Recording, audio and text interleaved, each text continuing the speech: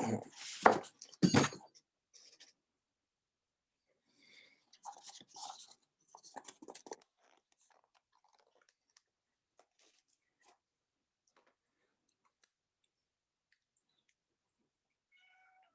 on. Just come on up. Come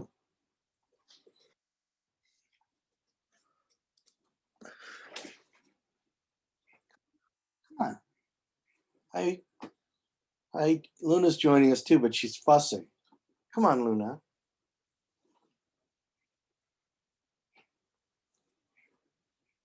How are you guys? Hey, how's everyone today? Good. She's got that look on her face, you know, that cat look, like unimpressed. So, while we're waiting for people to come in, can you guys give me the first of all, I want to I think I lost half the class at the end. You guys stuck around, didn't you, for my rambling at the end of the last thing? In defense, I hadn't, I'd been upgrading, so I'm offering an excuse, Libby, for why I was rambling at the end of the last Thursday, and it was a lack of sleep. It was a lack of sleep, and it was and it was a very poor job of storytelling about my experience on the police beat, which is actually maybe more, if I had been a little bit clearer ahead, more interesting experience than I probably made it out to sound. But as we're waiting for everybody to come in, there's got to be some questions about where we're at with the class so far. So before I offer you guys a plan for today, I want to hear from you all questions or thoughts. I just want to open it up for a moment for discussion. I think people are still rolling in a little bit. We can talk about whatever, the midterm exam. We didn't even get into on Zoom objectivity. So I was going to deal with that today, but it's sort of like, a step too late as far as your quizzes or whatever. But this isn't going to go away. I mean, it'll carry over to the final, and I think it's like an ongoing underlying issue, the stuff about objectivity that we covered last week. So does anyone have any thoughts about the midterm objectivity? Or, I posted the stuff late this week, and I posted it Sunday, but that's why I gave you, I still wanted to give you a full week to work on all the stuff, especially because it adds up to a lot. Honestly, I really was tempted to put some more on there, but then I realized, that would be too much work. But I gave you until next Sunday instead of the Friday deadline. So we kind of have shifted our schedule a little bit. We're looking at like a Sunday to Sunday now, which is frankly a little bit easier for me. It gives me a little bit more time to get the week's materials together. I had a question about the workbook. How do we, when we finish it, do we email it back to you, or how do we turn that in? Yeah, just upload it. Not everybody has Microsoft Word.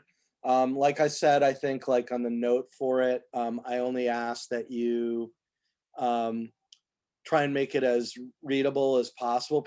People sometimes do crazy things with the formatting there, or the line breaks or whatever. Pages, I think, is kind of a pain in the ass. I don't know why people don't have any other word processor but Pages, but whatever. If you have to do it in Pages, that's cool. Just, expressing my point of view about that particular piece of software, my own bias, so to speak, but my bias on that will not spill over into, my view of your homework. So if you hand it in Pages, we all do what we must. Libby, are you a Pages gal?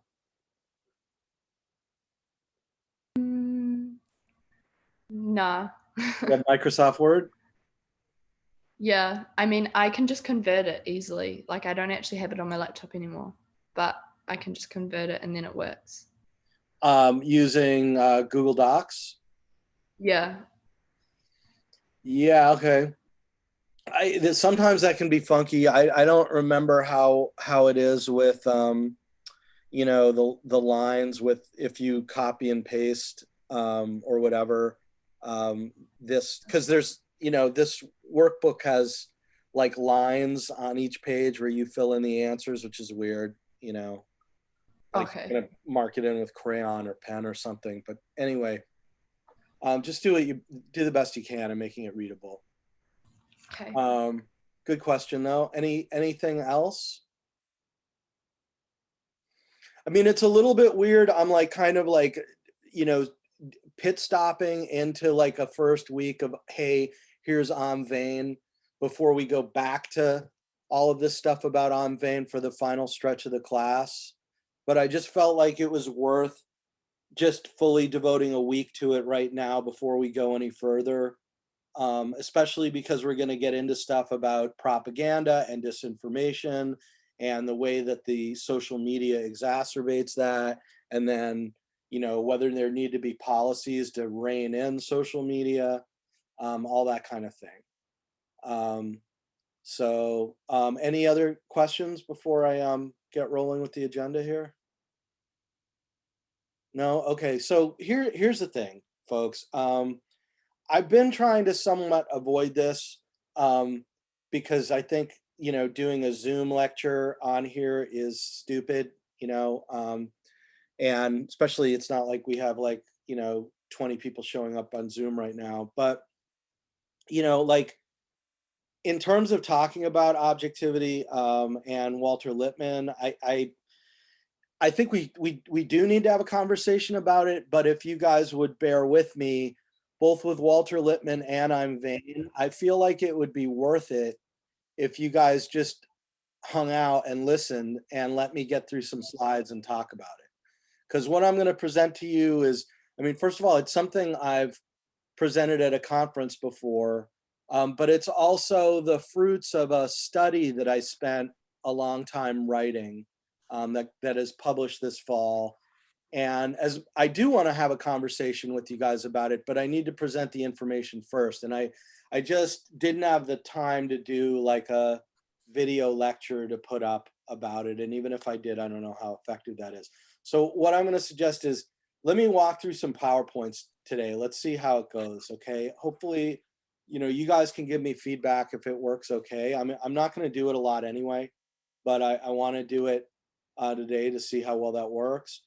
And I'm going to look for every and all opportunities as I'm doing it to pause and for you guys to throw in so that it's not just me talking and you listening. But I do think like this stuff gets pretty deep. And so in order to take you there, I kind of feel like, okay, let me just do the old school teacher thing of throw up the PowerPoint. So all this is an excuse to just say, I'm going to do a little PowerPoint for you guys. Okay. Is that all right? I'll try and keep it to 20 minutes. Look, Antonia's already turned off her video. So that's all right, Antonia. I'll give you a hard time. Hold on a second. She's like, uh-oh, PowerPoint on Zoom. Are you kidding me? No. Does anyone do this? Do your other teachers do this? Just like throw up the PowerPoint on Zoom? Yeah, all the time. Really? Okay. Yeah. I've been avoiding it because it just doesn't make any sense, but I'm going to do it. So here we go. Ready, guys? Look at all these PowerPoints. It's crazy. A PowerPoint, silly. Okay, that's where we end up. That's not where we begin. Okay, so all right, I am going to start with a conversation though, all right, which is, let's talk about, so first of all, David Mindick, the guy who wrote Just the Facts, he and I are friends because we're journalism historians. I don't want to claim we're good friends. I mean, I've had a beer with him. He is a famous scholar. I mean, in you know, famous in our little world. You know, he's the one who wrote the Just the Facts reading that I asked you all to read for last week. I thought about having you read my thing, and I thought about having you read David's, and I thought, you know, David's is more accessible maybe. And, you know, it's a really important point that I felt like, you know, we should think about and discuss. But I'm Facebook friends with him, and he and I were talking about the presidential race this weekend. I said, hey, David, I just assigned my students to read your chapter. Do you want to come in and talk to them? And he said, sure. You know, I said that Hawaii time is really different than East Coast time, but I don't know. So I had a double-barreled question here. One question is, let me put it this way. Did you learn anything in particular from David's chapter in Just the Facts about Ida B. Wells and objectivity? Because this is stuff that I've kind of thrown comments at all semester, but here now you have it. You had a chapter of reading making the case about a deep problem with objectivity in, I think, one of the best ways to make it. So did you learn something about it? And if so, what that was? My second question is, answer if you will, should we invite David to do a Zoom with us? I learned a lot from it. Like, I hadn't really thought about objectivity in the sense of like a specific example, if that makes sense. Like, everyone kind of can understand the theory of objectivity, but when you look at it like in the history of lynching or racism and stuff like that, you really see the implications in a specific context. So I found it really interesting. And I mean, obviously, talking to someone that wrote something like that, you're always going to learn something. So that would be cool, in my opinion. Okay, cool. And I second that. I agree that this reading definitely did teach me a lot. And Professor Gorbeck, like, you've talked about objectivity a lot, and we've definitely touched on it. And some of the examples in the reading are things that we've discussed. But seeing it firsthand and being able to read it and annotate it and see it like explicitly written right there, exactly what objectivity is and what it can't be or what it can be, I think it definitely helped. I would love to hear him talk. Reading this inspired me so much, and even the questions on the forum about who is it? Ida B. Wells? Yeah, right? Ida B. Wells, yeah.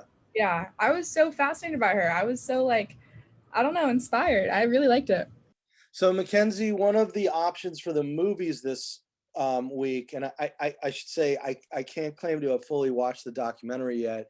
I did look at that one, and there's another about her, and this I thought was clearly the better one. But one of the options for your response, I asked you to respond to 2 movies by next Sunday, and one is All the President's Men, so that we're all on the same page with one. But the other is your choice of responding to Kill the Messenger, Veronica Guerin, or Ida B. Wells. So if you want to learn more about her, fascinating life story, I already responded to that one, and I responded to the one about Ida B. Wells. Oh, you did? Yeah. Okay, great. Wow, you're already a week ahead. Like, I just assigned that yesterday or 2 days ago. Oh my God. I should have assigned more homework. You know what I was going to assign for more homework was I was going to assign, which we're going to wait on, but I was going to assign all the crazy disinformation that I was dealing with, talking to friends and other professors and stuff all weekend, and say, okay, here are your tools for, and now here's a live event a week before probably the most important election of your lives, where there is allegedly disinformation, or other people are arguing, oh, it's true and it's going to take down Joe Biden. Here's the stuff. The only thing is that would have involved a bit more instruction, because I don't think I'm Vain would completely cover the waterfront with, you guys know what I'm referring to? So the articles in the New York Post about Joe Biden's son, Hunter Biden, I mean, that's already kind of becoming old news. So whatever, I mean, I don't think there was any terrible loss that I didn't pile that on in addition to everything else. But I was going to give that to you guys and say, okay, well, here we go. A live thing. Is this disinformation or is it real information? And Noe has told me she's going to get some stuff for us about QAnon. So maybe we'll just wait on this, and we'll do it slow.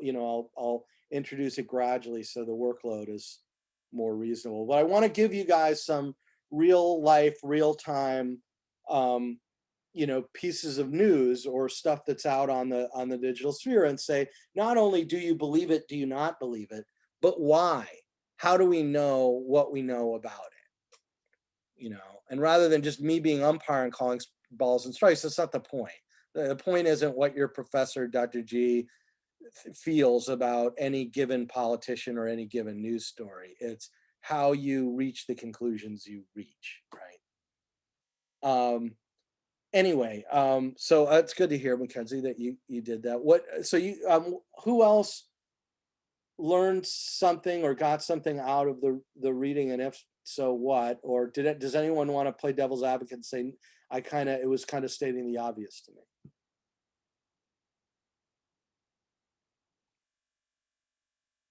It was kind of interesting to hear about objectivity back then compared to like what we find objective now. Like back then, I guess as Lippy said, lynching was a pretty interesting topic for, it was very specific and you could see like the extremes of both sides. So it was pretty interesting to compare. Yeah, I mean, one thing that isn't in that article is, I didn't know much about lynchings until I worked with certain Southern historians. Like I knew, yeah, there were lots of lynchings and it's a horrible thing and people were hung. I had no idea how grotesque and horrifying and widespread lynchings were in America. I had no idea that people who had general stores had jars full of human eyeballs in their windows, and that they would, light people on fire while people would be, having hot dogs and hamburgers and French fries, picnicking with their families while this was going on. So it's like there's lynching, and then when you actually read about the reality of what it was and how it played out, it's it's more and more and more of the level of kind of what I'm describing right there. Just like, I mean, is that shocking? Is that news to anybody? It was news to hear how disgusting it was. Yeah, I mean, I knew of lynchings before, but I never knew that they were so intense, or that it was like a family event to go see them. Yeah, that's what I'm saying. I just when the closer you get to the history of it, the more insane and horrifying you realize it all was, and widespread. And so that's the kind of thing that they were balancing with, on the one hand, on the other hand, with the reporting. Now, you raised an interesting point, Noe, when you said objectivity back then. Do you think objectivity has changed, or do you think that we're being quote unquote objective about different things now? I'd say that just our morals have kind of changed since back then. So based on that, we've kind of, what we consider good and bad is kind of what we base objective on. I don't know if that makes sense. Like, So objectivity itself isn't necessarily, although I think it is, and there's a reading in that Michael Schudson book, which I am bringing back. By the way, Antonio, your cat is just so unbelievably cute and like will not relent with its antics behind you, that it's like even hard to focus, because like, I don't know what it's doing with that pillow, but anyway. Yeah, I know. I like had to move back home recently, and my friend was putting up her stray cat for adoption, so I adopted him. And I recently got this blanket, and he's Clearly he is a male cat who has not yet been spayed. Yeah. So he's obsessed with this blanket, so just don't mind him. Yeah, he wants some action, is what he wants. Yeah, I need to he's get one of those orange Tom.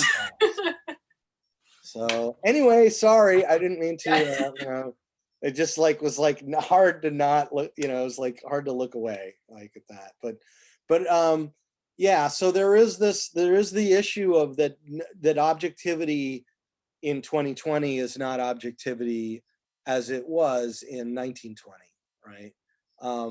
Having said that, I think your point, Noe, is that it was a very different society then, right? I mean, although it's funny, like the more things change, the more they remain the same in a lot of ways, right? I mean, I think that 5 or 6 years ago, we would, I don't think most of us would have imagined an American president saying the kinds of things that we've seen and doing the kinds of things we've seen in the last 4 years.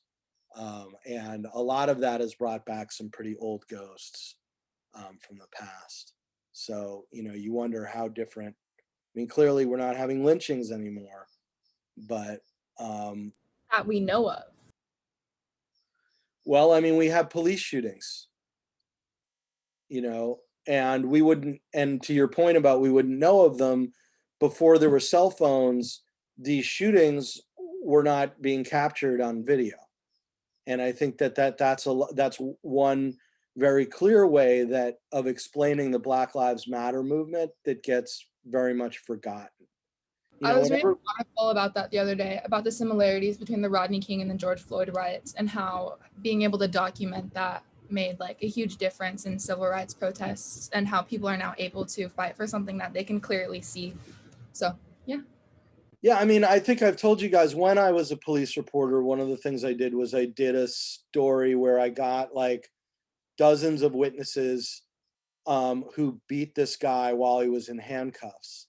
And it was so much investigative work just to compile a story about these two cops that beat these guys, beat this one guy while handcuffed in front of a crowd. Just getting that documented and getting an investigation of him, whatever, was just an enormous amount of work, because at the time I was writing it, we didn't have cell phone cameras. And so there was no video. And so I was hearing, you know, as a reporter in Louisiana, I was hearing about these incidents all the time. We knew they were happening all the time, but we couldn't write about them or do anything about it because we didn't have evidence. We didn't have video. So cell phones really just opened up you know, pulled back the blinds on a reality that, you know, has been the way it is, you know. And that's something to remember when people are debating Black Lives Matter. So I'm still looking at this cat, it's just out of control. All right. So anyway, all right. So any other thoughts before I get going? I mean, let me shut up for a minute. Any other thoughts about David coming, or about, I mean, we definitely need more people showing up on Zoom than are here today if we're going to do it, because I don't want them to show up and there's like, you know, 3 of us or 4 of us.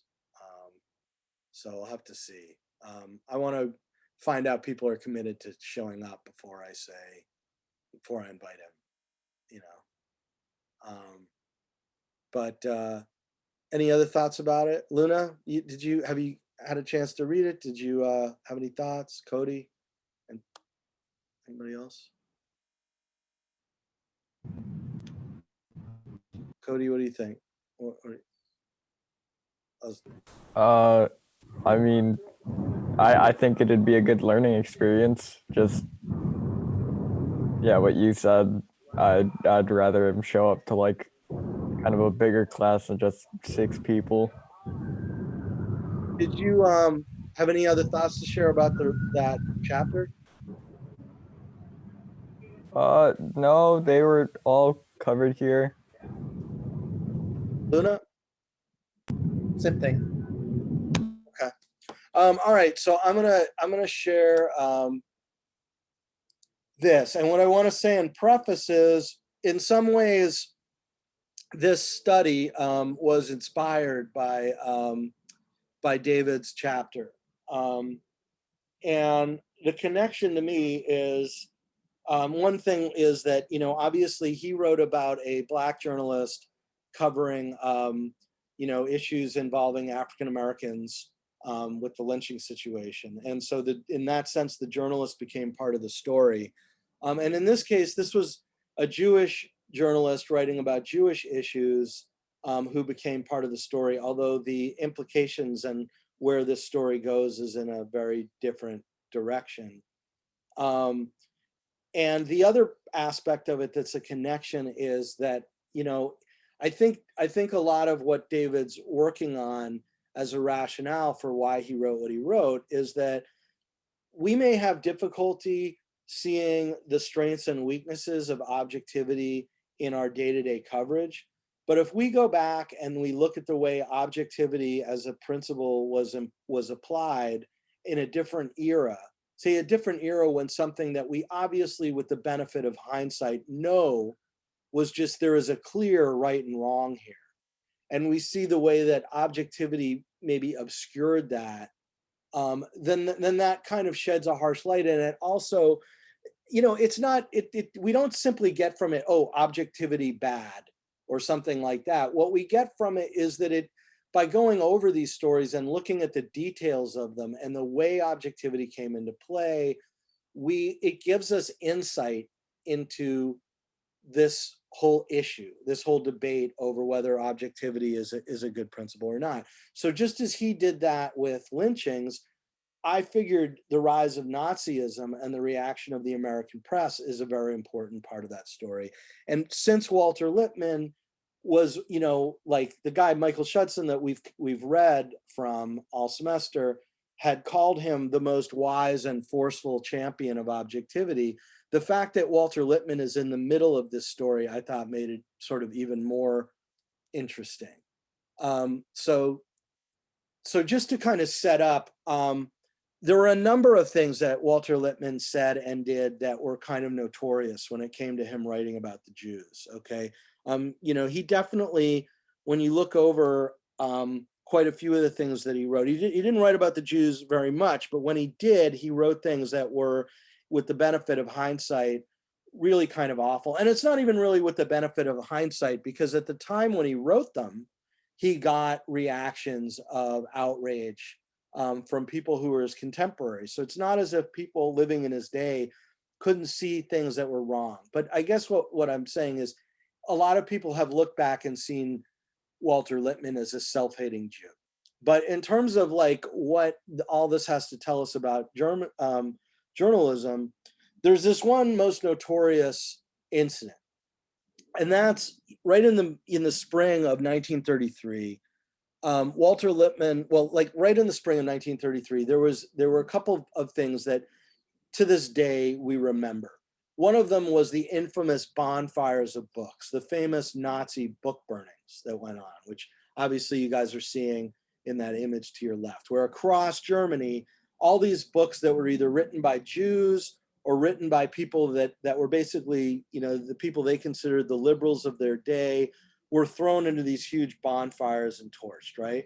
And at the same time, the Nazis had just gained power, and they were introducing the first of their laws against Jews. So they were beginning to bar Jews from being professors at universities, from practicing medicine, from practicing law, basically from huge aspects of public life. And the news of this had, filtered immediately, of course, over to the United States. And at the same time, Hitler had delivered this speech to the Reichstag in which he had said, essentially, okay, we're really angry about this treaty that because we lost World War I, we were forced to sign, which is called the Treaty of Versailles, which has prohibited us from, rebuilding our army, and has been this terrible onus on us in terms of money. And it's, it's like this punishment that we can't get free of. And you know what? Rather than waging war to free ourselves of this treaty, we are first going to look for a path to peace. So yes, the book burnings had happened during these very weeks.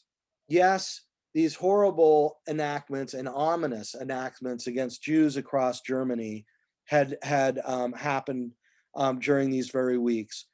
But Walter Lippmann, he wrote a regular newspaper column to millions of American viewers. And so here this Jewish columnist writes this column, and he decides what he's going to do is praise Hitler and call this speech a genuinely statesmanlike address. Okay. And furthermore, he says, let us not condemn Germany, all Germans, for the persecution of the Jews. For, what if we as Americans were all judged by that? And then he sort of says this like whole thing with the lines that I'm quoting there on the slide. Who would judge the French by the reign of terror, or all Americans by the record of lynchings, or the Protestants by the Ku Klux Klan, or the Jews by their parvenus? Now, a parvenu is someone who acquires wealth quickly and it's a negative word for someone who's eager to rise and be acceptable in society. Someone who came from like a low background, who's now trying to rise in society. And so he's saying, who would judge Jews by the tacky Jews who suddenly have all this all this money and are trying to make themselves look respectable? As a way of comparing why, we shouldn't be so harsh on the Germans for their persecution of the Jews. Do you guys follow, first of all, let me just pause there for a second before I go any further. Do you guys follow what I'm saying he wrote?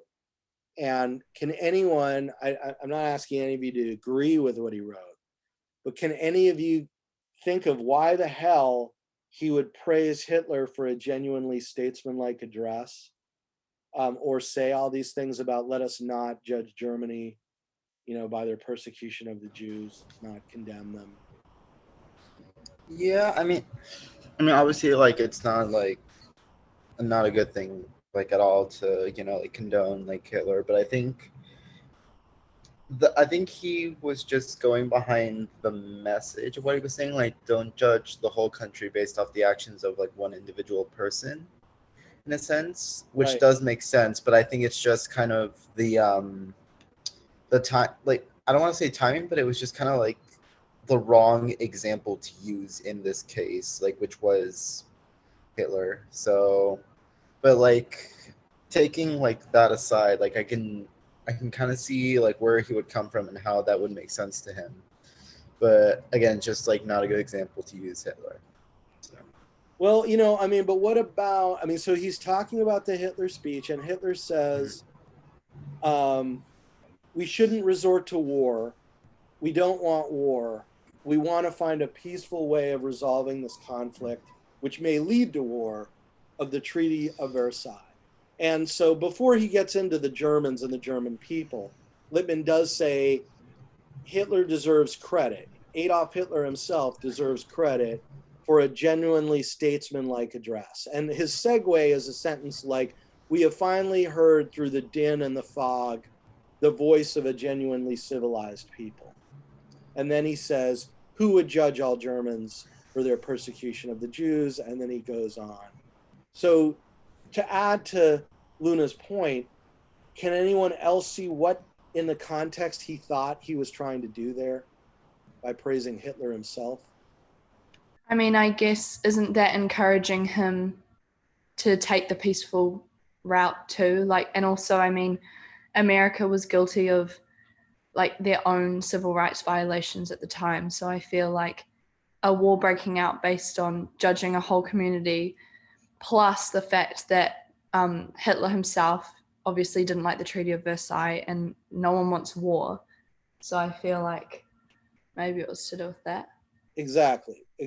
And I just wanted to make sure you guys were making that connection, because when I throw all this history at you all of a sudden, it's maybe hard to parse this out, right? But, what do you guys then think of, like, where his rhetoric takes him? He says, who would judge the French by the reign of terror, or Americans by their record of lynchings? Okay, check. Or Protestants by the Ku Klux Klan? Check. Or the Jews by their parvenus? Now you guys know what that word means. Anyone have any thoughts about that?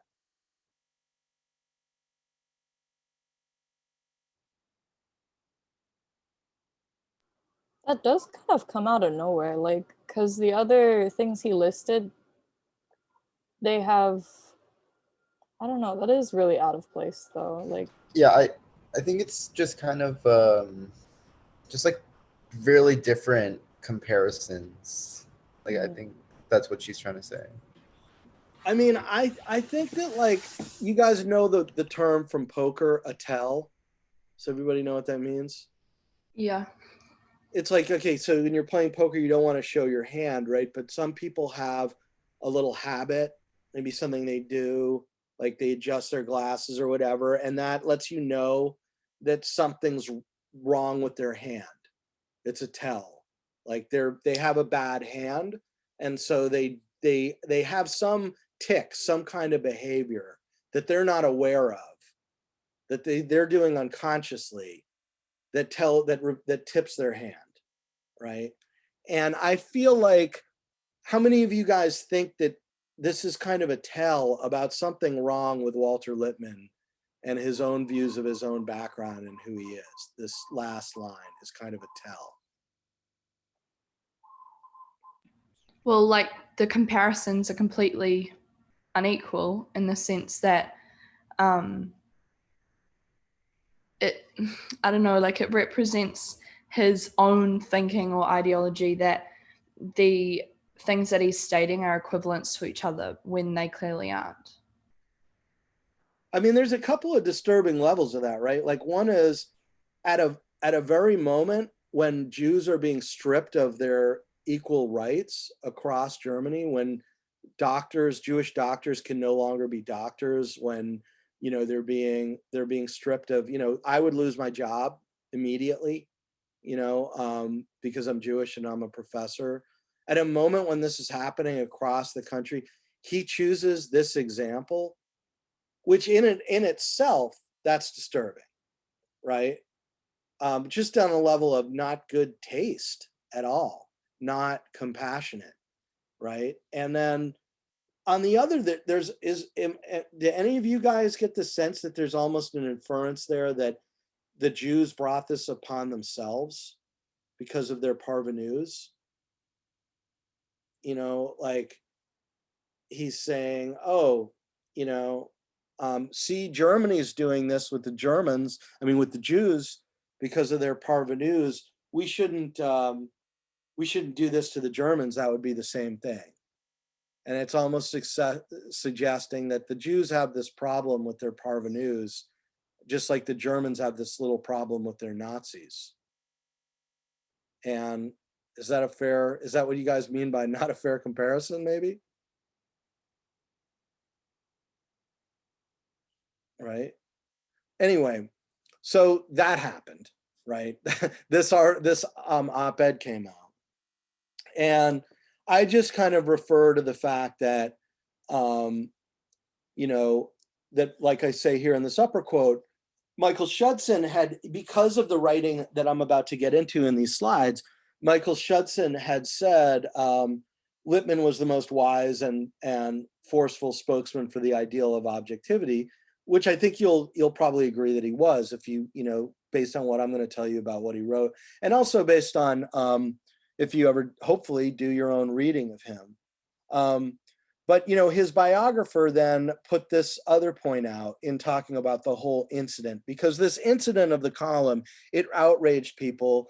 Like his friend, Felix Frankfurter, who was he went on to become one of the US Supreme Court justices, you know, never spoke to Lippmann again after that column appeared. You know, Frankfurter was a Jew and a proud Jew, and, you know, was horrified by the rise of Adolf Hitler from the very beginning, and just could not believe it when Walter Lippmann wrote that column. So that's at the time. And so in writing about that, his biographer had summarized the whole controversy in hindsight. You know, this biography by Ronald Steele came out in like the late 70s. He wrote, Lippmann approached the Nazi phenomenon as a foreign policy analyst, not as a Jew.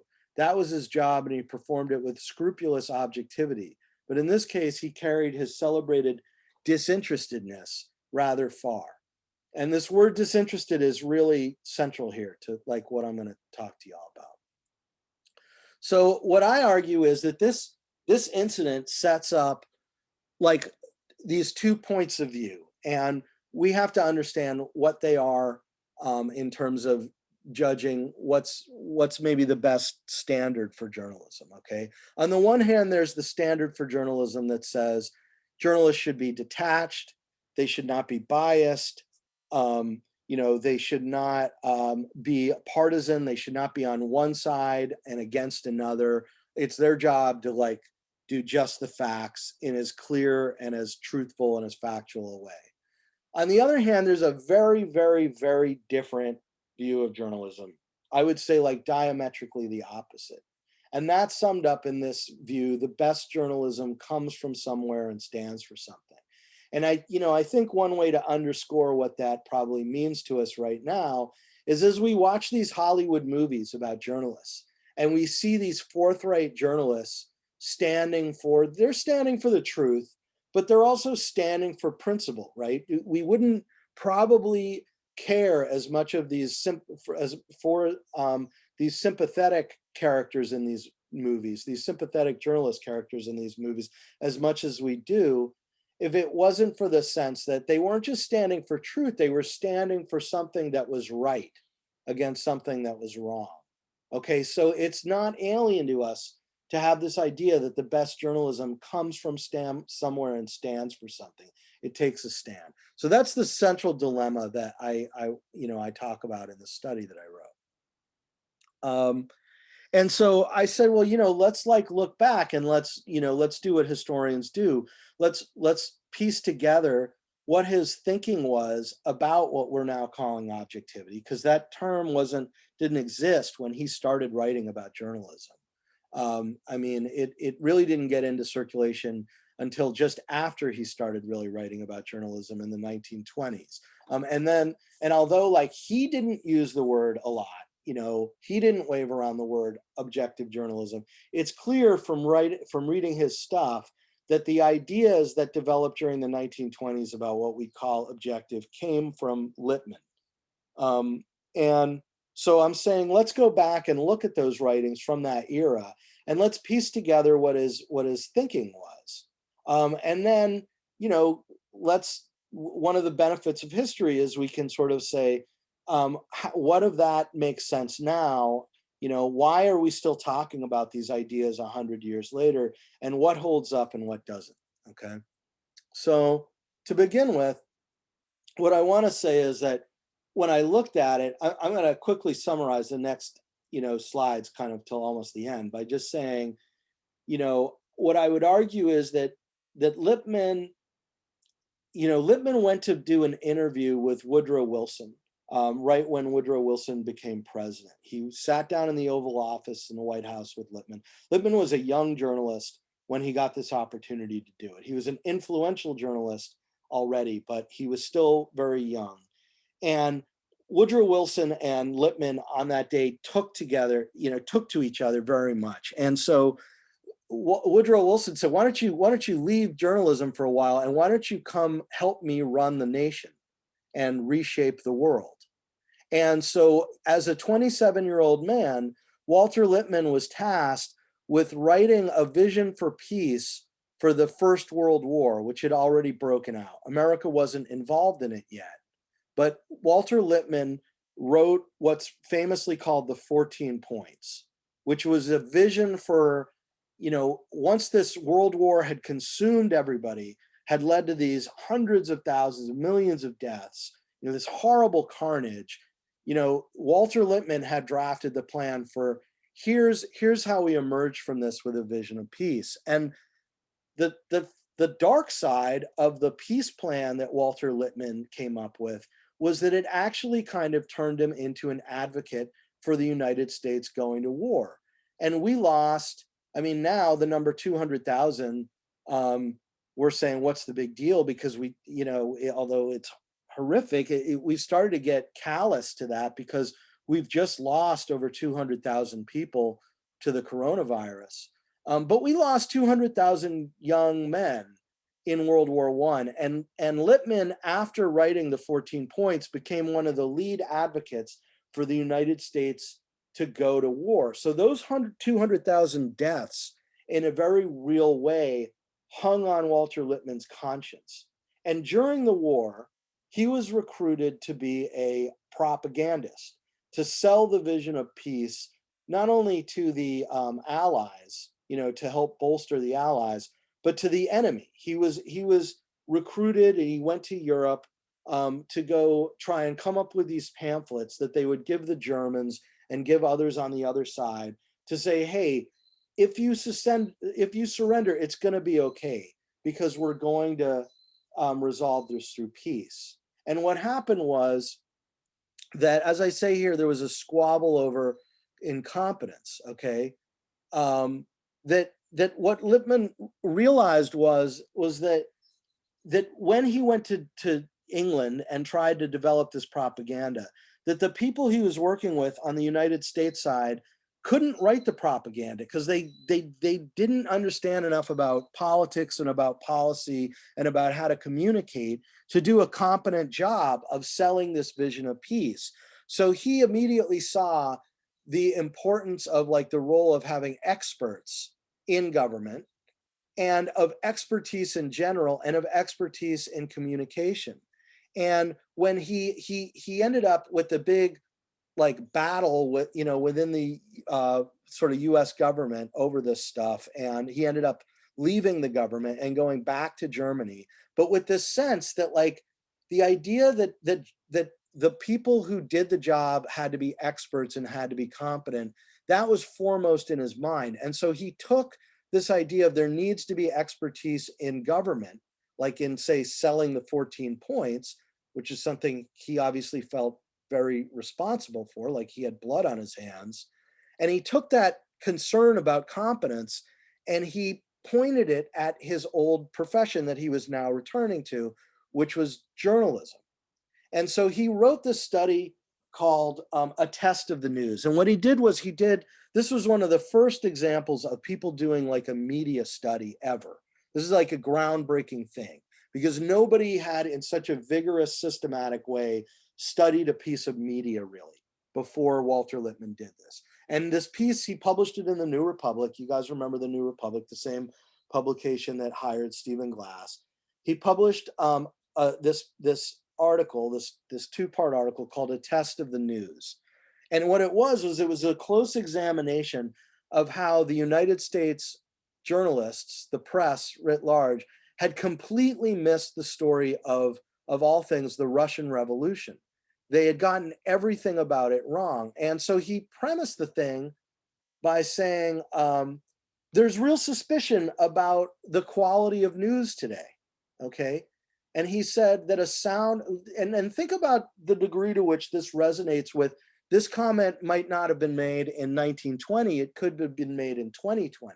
He says, it is admitted that a sound public opinion cannot exist without access to news, but doubt about the news today ranges from accusations of unconscious bias, right? Now, if you remember at the beginning of this class, we talked a lot about concern about bias, right?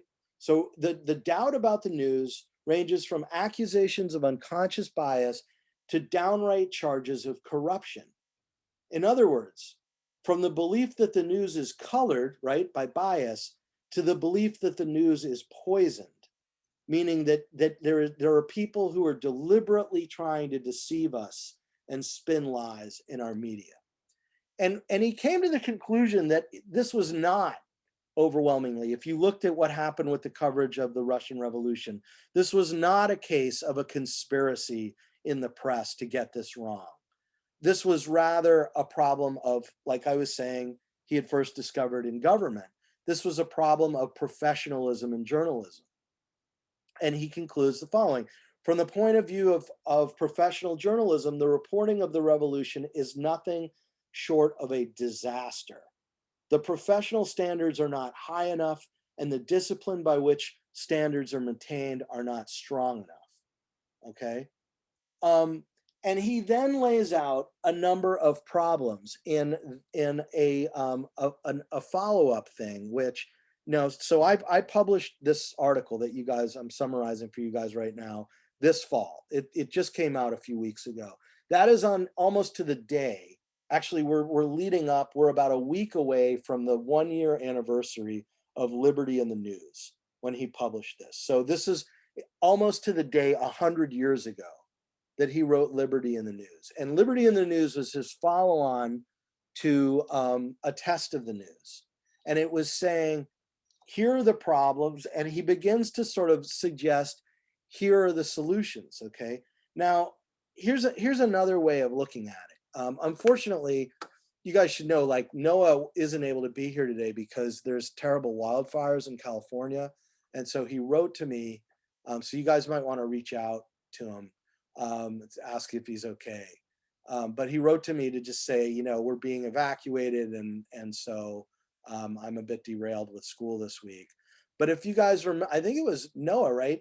When I brought up the Oliver Wendell Holmes quote about the marketplace of ideas. So Walter Lippmann writes Liberty in the News what Oliver Wendell Holmes writes that dissent about marketplace of ideas, actually puts it in the mail, like literally in the mail, and sends it to Walter Lippmann, that dissent with the term marketplace of ideas in that letter. Okay, he's like, hey, Walter, because they're buddies, this was my judgment. We lost the case, like my side lost, this guy's going to jail, but here's my argument. And I use this phrase, marketplace of ideas. I think it's great. You ought to read it. You ought to check it out, right? And so the big issue is in the Supreme Court, censorship, right? And I bring up Noah because if you guys remember me saying, this is what the concept of marketplace of ideas is, and like Noah had a hard time figuring it out, and he's like, I guess I have such a hard time understanding it because we know that's such bullshit. Like the idea that something comes up and the good idea, we should just let all the ideas out there because we know we can trust that the best ideas are going to win out in the marketplace of ideas, right? So Walter Lippmann was basically the Noah of like 1920. Walter Lippmann read his dissent, okay, and said, I mean, so what do you guys think about that? Do you agree, disagree with the marketplace of ideas? Let me ask you this. His thing was called Liberty and the News. What is marketplace of ideas and Noah's objections or Noah's comment have to do with the word freedom or the word liberty?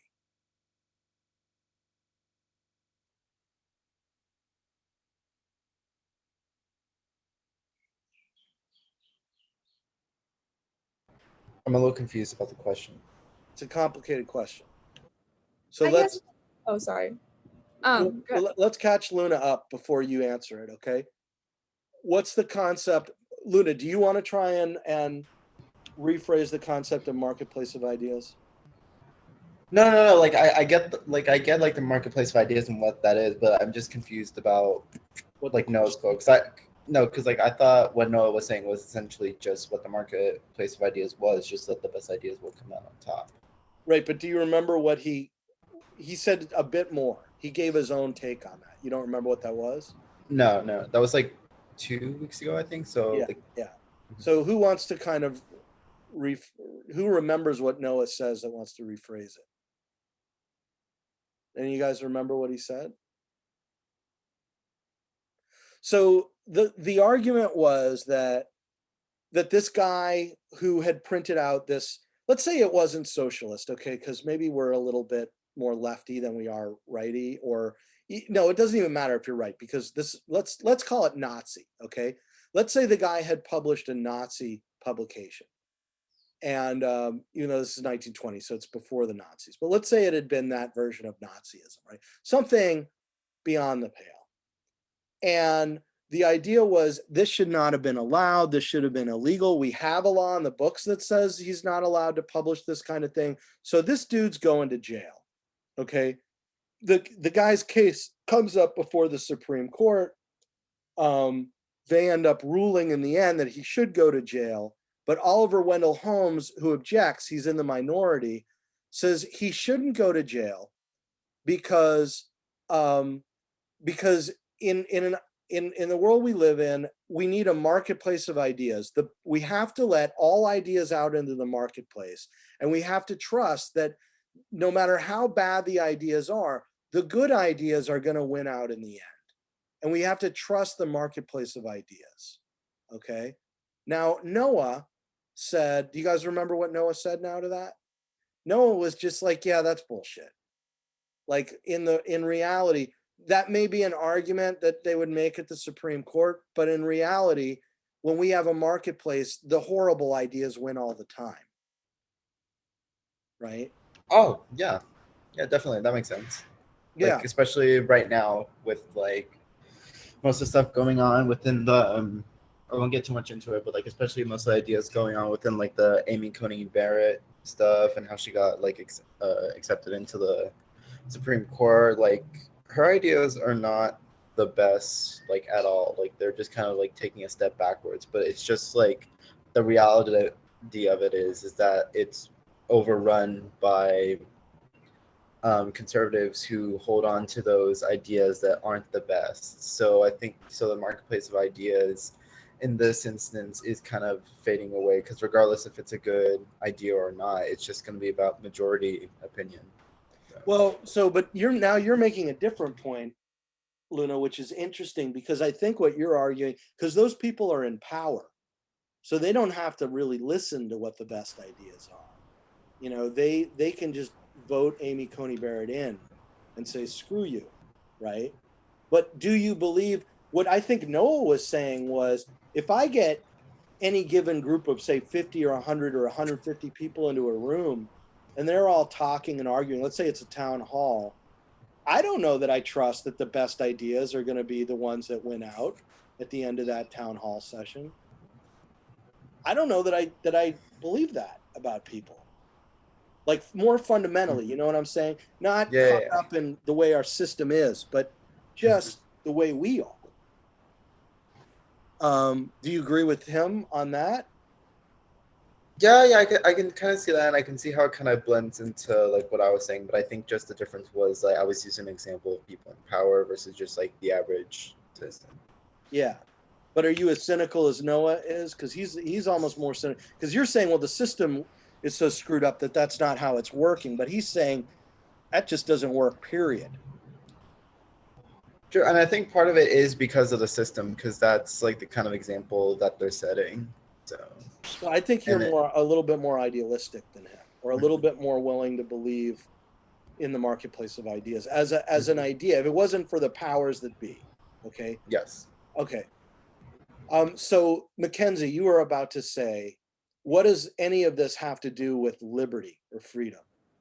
I don't know. I guess just like having the freedom to openly express your ideas, like that's obviously being able to say what you want and being free to discuss whatever. But I'm not sure how I feel about the worst ideas winning. I don't know. I feel like no matter what people think, that is the best idea. Even if it is the worst idea, people think it's the best idea. But wait, we all know freedom is the freedom to have the ideas, but why is that related to a marketplace of them? Like, yeah, a marketplace would allow that freedom, but why, like, would Oliver Wendell Holmes introduce that, or what, how are they connected? I don't know. I guess I didn't really understand the question before I started answering it. I'm sorry. No, that's fine. I mean, I'm trying to get you guys to participate in a lot of this. We just have to talk out loud. I'm not asking the most perfectly formed questions either, right? This is a case of censorship, right? So Oliver Wendell Holmes is arguing against censorship. He's saying we have to trust the marketplace of ideas. So in other words, we have to trust the freedom to allow people to speak out, because the marketplace of ideas is going to take care of our concerns. If this guy is publishing Nazi literature, we don't have to worry that it's like a threat to our safety by allowing him the freedom to publish it, because the marketplace of ideas is like a real thing. It works, right? And so what happened in Noah's day is he said, I don't know about that, right?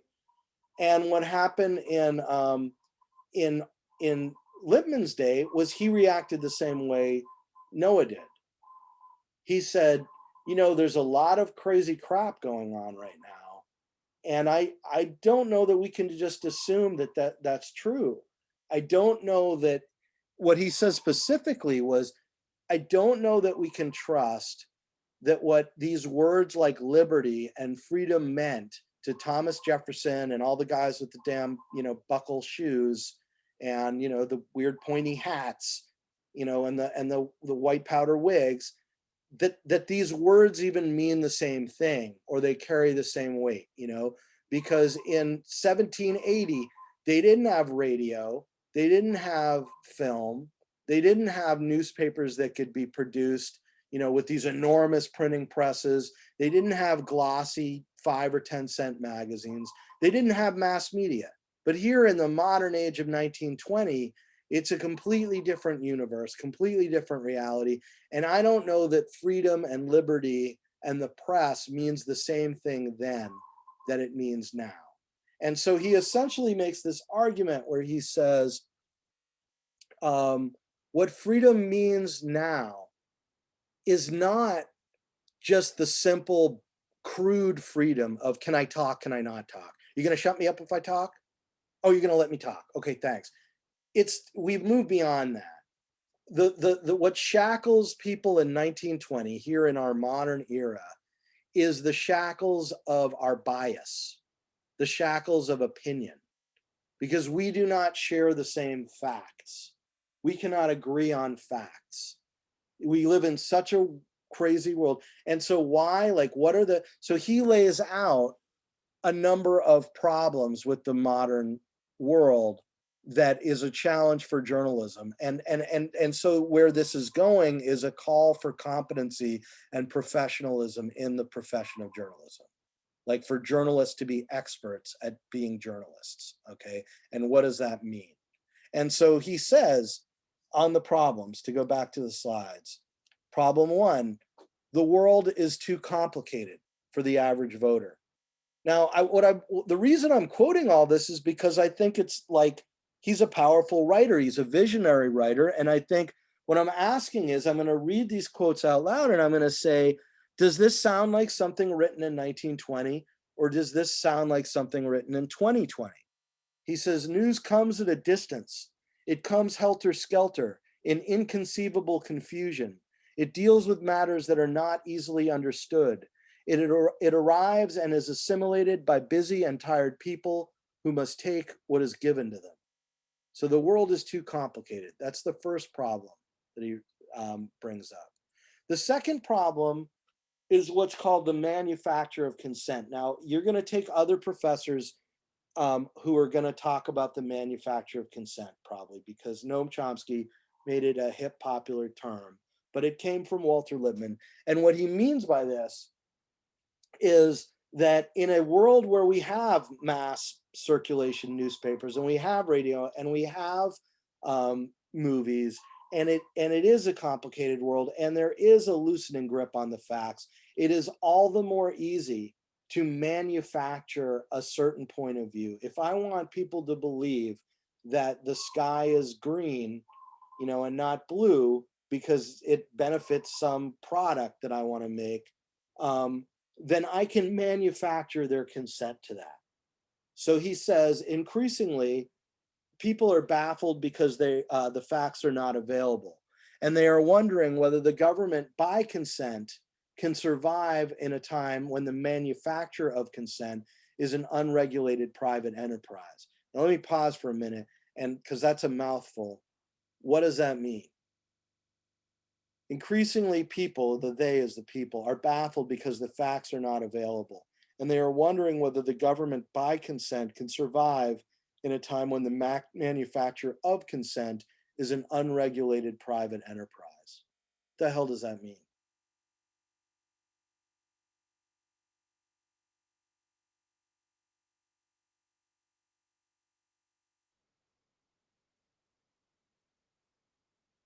I lost you guys. What is the manufacture? Let's start with as simple as, what is the manufacture of consent to you guys mean? You get the concept?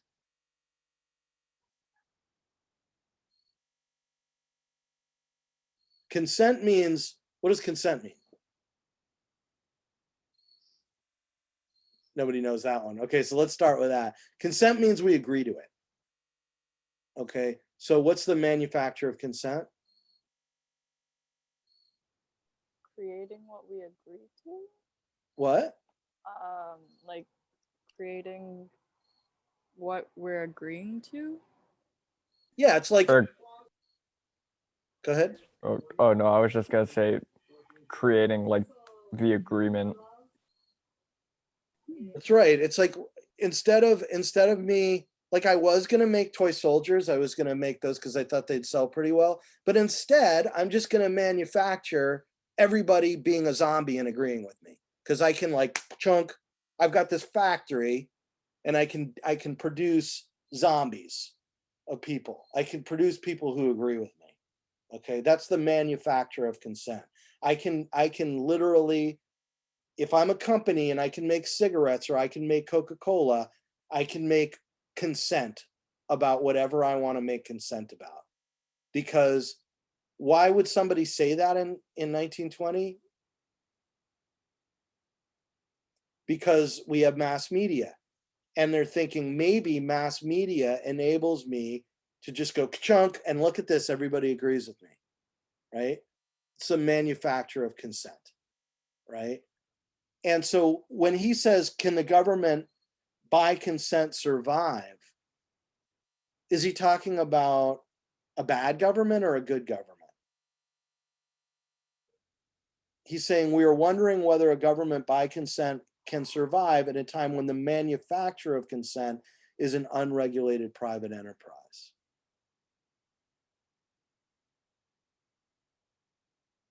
If I'm being quite honest, that whole quote confuses me. Confuses you. So what he's saying is, increasingly people are baffled because they don't have the facts. And they're wondering if we can have a real democracy at a time when people are able to go to the equivalent of a factory, like a Hollywood movie studio is the equivalent of a factory. They called it in 1920, that was the birth of what they called the studio system, which was they literally created Hollywood as a factory assembly line system to produce movies, right? They did the same thing with newspapers, the same thing with radio. They turned it into just like you produce tin cans, they're producing news stories. Ka-chunk, ka-chunk, ka-chunk, ka-chunk. And so they're saying facts are not available. And we are wondering, when we don't have our grip on facts, if it's still possible to have a democracy at a time when the manufacture of our consent, of us all nodding our heads and going along with it, is an unregulated private enterprise. Like, people are in business to do this now. Does that make sense? Yeah, I get it now. Okay, so he's saying problem number 2. So problem number 1, remember way back at problem number 1, the world is too complicated for the average person. This stuff, we're having wars over in Europe right now. We're a global society. It's not about, Honolulu anymore. It's about the whole world. This stuff is all complicated. Healthcare policy, friggin' climate change, everything else. Number 2, people can literally manufacture people who agree with them. They can produce them like products. Okay. Anyone see The Social Dilemma? I just watched that. Okay, so I'm tipping my hand because I want you guys to watch it again, and I want you to critique it after we've learned some of these things to say, is this the first time anybody's ever said these things? Okay, but he's suggesting here with just radio and movies and mass-produced newspapers and magazines, you can produce zombies. You can turn people into zombies, right? Problem number 3. And here we get to the nut of it, right? Too many opinions and not enough facts. And I love this quote. So does anyone else want to read it? Any guys want to read it? Who's a good reader? Luna, can you read it to us? You want me to blow it up a little bit? Yeah. Okay. Now men who have lost their grip upon relevant facts of their environment are the inevitable victims of agitation and propaganda. The quack, the charlatan, the jingo, and the terrorist can flourish where the audience is deprived of independent access to information. But where all the news comes at second hand, where all the testimony is uncertain, men cease to respond to truths and respond simply to opinions. Okay. Again, let me pause. Does everybody get what he's saying right there? How would you rephrase it? There's no facts, there's only opinions, right? What is he saying happens when there's no facts and there's only opinions?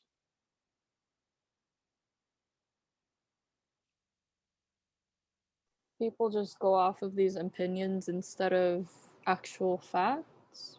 Yeah, that's a nice way of putting it. What would you say What does he suggest there? The quack, the charlatan, the jingo, and the terrorist can flourish when the audience is deprived of independent access to information. He's saying we go crazy, right? Like society goes insane. We lose our grip on reality. Is it also saying that people would rather defend their opinion than they would something that's true? Well, like, not saying that your opinion's not true, but like, if you see something and you make something of it when it's not right, you would rather defend that than what is right. Yes, I think you're adding to his point. I don't think he's saying that right there, but I think you've just added to it by saying, and you know what? Then they get on Facebook and they join like this weird group, and it's like, you know, it gets suddenly they're like, you know, like Noe's going to give us a presentation on QAnon pretty soon, right? Aren't you? You going to hook us up? It's, you know, I'm trying to argue, Noe, that this is how we get to QAnon. You know, this is the road straight to QAnon. You guys see what I'm saying there?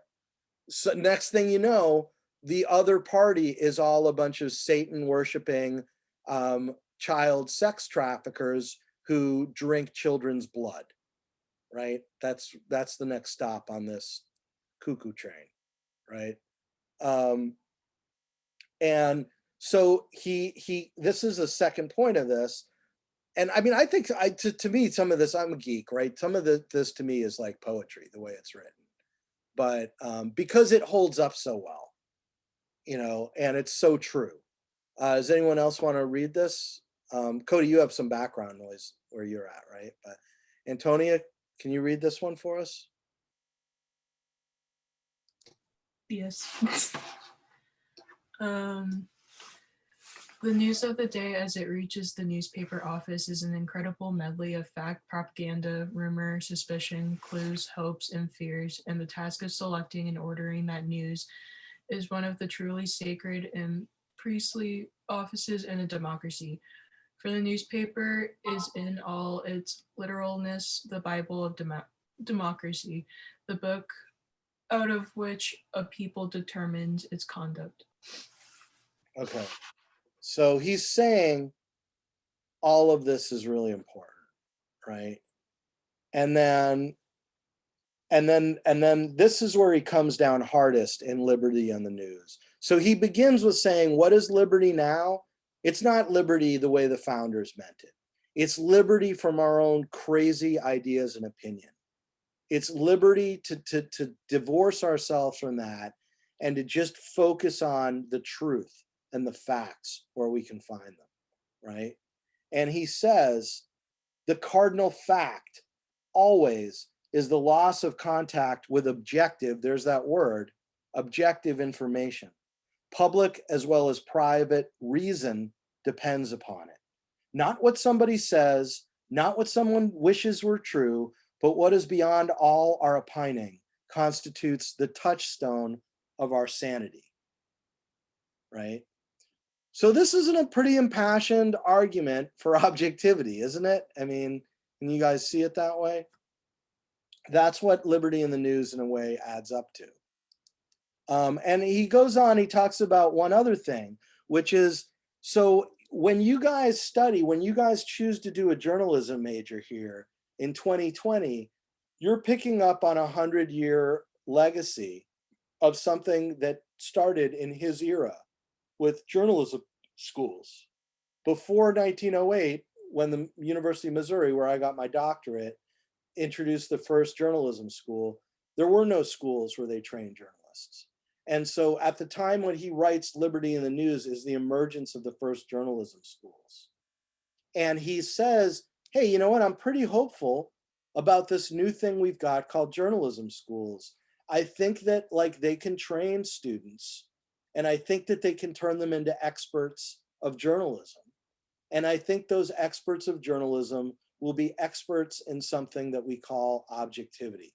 That's the word we will use for their expertise. Okay. Does this now change the way you guys understand objectivity now a little bit? Objectivity is a standard for what makes you an expert if you're a journalist. That's what he's arguing. Because everybody's got an opinion. You know what they say, opinions are like assholes, right? And he's saying that what makes somebody a journalist, what makes them qualified or a professional as a journalist, is their ability to be objective, that objectivity is a skill we can train, okay? And so, you know, what I then say though, is that Walter Lippmann is a complicated guy, okay? I don't know if any of you guys picked up on the fact that this guy's kind of complicated, right? And would you call him a philosopher? Would that be a fair word for, you know, he's a newspaper columnist, you know, he writes about politics. At this point, can we also say that he's a serious figure when it comes to American philosophy, right? And what he begins to do is he begins to, I call it in my study, he begins to shadow box. Do you guys know what shadow boxing is? Any of you guys ever study boxing or know anything about boxing? So shadow boxing is when you have a shadow of yourself as a boxer and you fight yourself. Okay, so you're boxing, but you're boxing your shadow, right? You're throwing punches, you're watching your thing. And I don't know if anybody ever really does shadow box, but it's a metaphor or whatever. And so what Lippmann begins to do from Liberty and the News for the next 10 years is he shadow boxes with himself.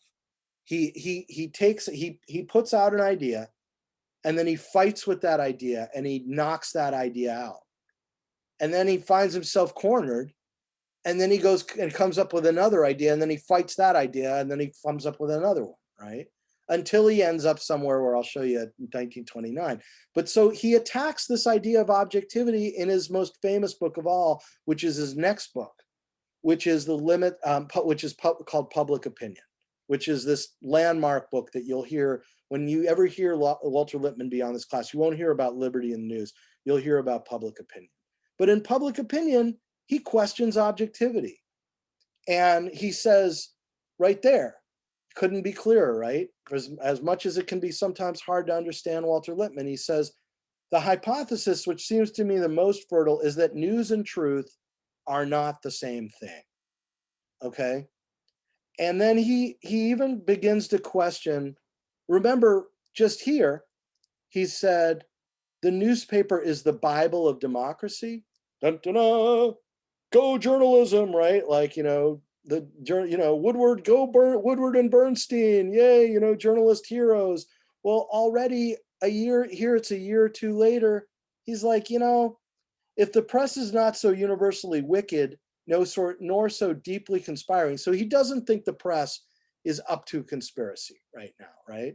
He says, as Mr. Sinclair, who is a critic of the press, would have us believe, it is very much more frail than democratic theory has as yet admitted. Now, democratic theory is the idea that we've been studying, our class has been studying democratic theory all semester. It's the idea of the informed republic, the public sphere, the marketplace of ideas. This is all democratic theory.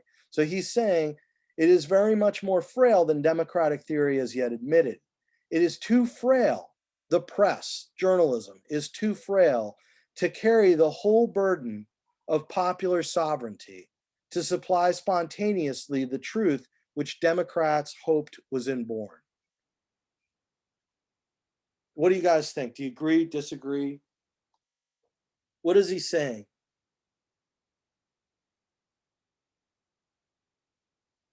All right, let me take an issue, take climate change, right?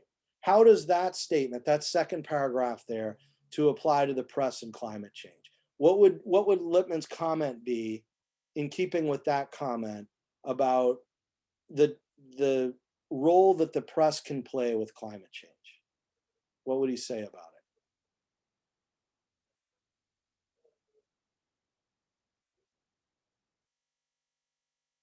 That there's only so much like reporters can do to fix it by just reporting it, because not everyone's gonna either believe it or listen to it. Do you think that like Walter Lippmann would believe that it was up to the press to determine whether climate change was real? and whether the temperature was rising, or would that be somebody else's job? Are reporters supposed to start to do computer modeling of global temperatures and start doing, what do they call those tubes, you know, they stick in the ground to find the difference in the temperatures? Are reporters supposed to do that? No, I Um, think who does that? What do we call the people who do that? scientists. Yeah, scientists, right? So you guys see what he's saying here? He's saying the press can't do this alone. They cannot be the only ones to be the arbiters of truth in society. They need help. What kind of help do they need?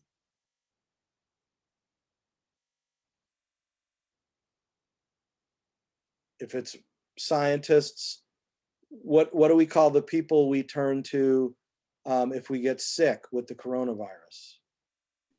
Doctors. Doctors. So scientists, doctors. What if we need to know what really the best policies are? Let's say we need to, well, you guys, I don't make this too hard.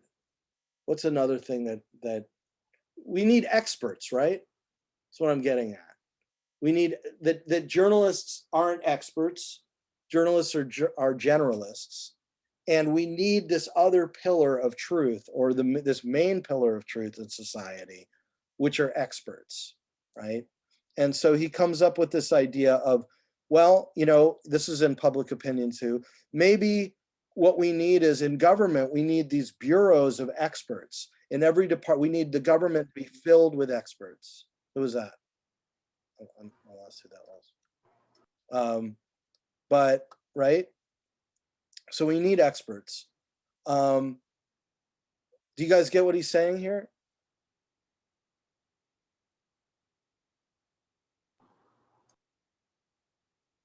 We need experts to relay information and just journalists to spread the word. Yeah, and we need experts to keep us fixed in reality and figuring out the world, because we live in a complicated world now. And so the American government needs bureaus of experts to run things. Okay. Now, can you imagine, this is 1920, he's writing it, and we're in 2020 now. Can you imagine that he turned out to be largely right about how the American government would develop and about the nature of the thing, the challenge and the way the world would evolve? Do you guys think that the American government had as many experts and was as large then as it is now?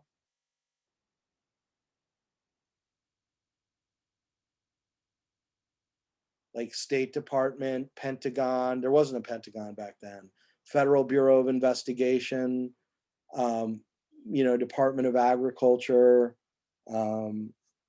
immigration. Is there any department in the government that we deal with the most? The IRS, was all of this at the level of sophistication that it's at now? No way, right? So all of this developed after he wrote this, okay? So again, he kind of could see into the future a bit. He had an understanding deeper than most of like where the world was going, where the country was going, right? And then I told you he was shadowboxing, right? By the time he writes Phantom Public, which is, his next book, he's like, I don't trust experts. You guys trust experts? What do you think? Antonia, do you trust experts? What do you think about the idea of like, let's just leave it all to the experts to figure out? You have a view of that? Have you ever thought? I bet you never thought about it, right? Have you? But have you ever brought your car to a garage? Yeah. Or you're going to bring your cat to the vet, right? Yeah. So you would not bring it to your buddy. You do not bring your cat to your buddy to go fix your cat. You bring it to the vet, right? For sure. Mhm. You ever worry that the vet could screw up with the cat? Yeah, I guess. Not that like I doubt professionals, but I feel like it's always nice to kind of have your own like background knowledge or like have some sort of information that you know instead of just like going in completely clueless. Yeah, because the problem with experts is that then we're at the mercy of the experts, right? So he begins to question experts, and he sort of says, whatever. He has arguments for it, as you can imagine. So my point of all this, though, my point about the shadow boxing is that where we begin with Walter Lippmann, when he first sees the 14 points, and he sees a problem with expertise, right? And he's worried about that because he wrote this 14 points, and now he's got this war that he feels responsible for, and they're not communicating his vision of the piece, and his vision of the piece is being lost. And then he moves into journalism with this, and he tries to find this expertise in journalism, and he comes out with Liberty in the News, and then he begins to question whether journalists can really be experts, and then he begins to question expertise itself, right? My point of all this is now he's been on this journey, right? This is a journey Lippmann is on intellectually. And he ends up by the late 1920s where he has only one thing left. He has only one thing that he believes in anymore. He doesn't believe in anything else. All of his other ideas are like gone. And all he has left is this weird idea of disinterestedness, of detachment, where he says that in the world we live in, we can't believe in experts. We can't believe in the press. We can't believe. All we can believe in is not to believe, is to be separate and to be detached and to look at things coldly. Okay? Do you guys understand that as a concept? Now we're at a spiritual level here. He's reached like a Zen, like a religion thing. He's like climbed the mountain, and he's like Guru Lippmann. And he's like, all I believe in now is disinterestedness, holy disinterestedness. Do you guys buy it? Does it make sense to you?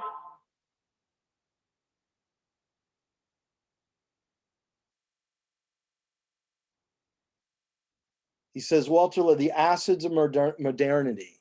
We no longer live in a world where religion has the authority of truth. It no longer has the moral authority, okay? Because it's 1920 and the world isn't run by the church anymore, okay? And what religion there is like a little bit crazy, okay? But we've then taken that faith and we've put it into things like Freud, or we put it into things like communism.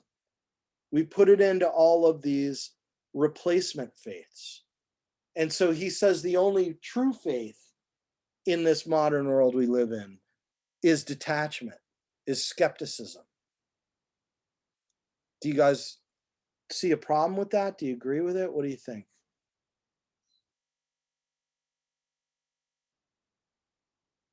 Sorry, could you repeat the question? You kind of broke out a bit for me. I was saying that it depends on how far back you go. I was saying that he's living in a modern world where the church no longer has authority, not absolute authority, the way it would have in the days of God and King and Lord and all of that, right? The feudal days, right?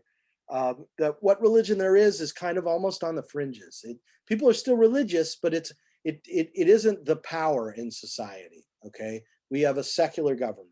It's 1920, right? And instead, in this vacuum that was once filled by religion, people embrace things like as faiths, the way they used to embrace religion, like they embrace Freud and psychology, or they embrace communism, okay? They embrace these different ideas, okay? You could say the same thing is true in 2020, right? And I embrace my cats. And he's saying that the only faith that you can have faith in a world like this is skepticism. is being detached and looking at everything from a distance. That's the only thing you can believe in. That's the only path to truth and to sanity. Do you agree with that? Disagree? Do you see a problem with that? I can see that being very relevant now with all the conspiracy theories basically ruling a lot of people's judgments in terms of who to vote for in this next election. So I could see the reality in that statement. Right. Okay. What do you guys, do you see any dangers in it, Antonia? Is this like just too new an idea for you to be able to weigh the pros and cons? Yeah, kind of. Let me ask you this. What if there's something really bad that happens? Something really, really bad. All we believe in is disbelief. Is there a problem there? Because look, you guys see the date of Preface to Morals when he says this? 1929, right? What do you guys remember begins to happen 1929, 1930, 1931, 1932, 1933? Pretty quickly, we are here, right? So now I'm making my point, and my point is that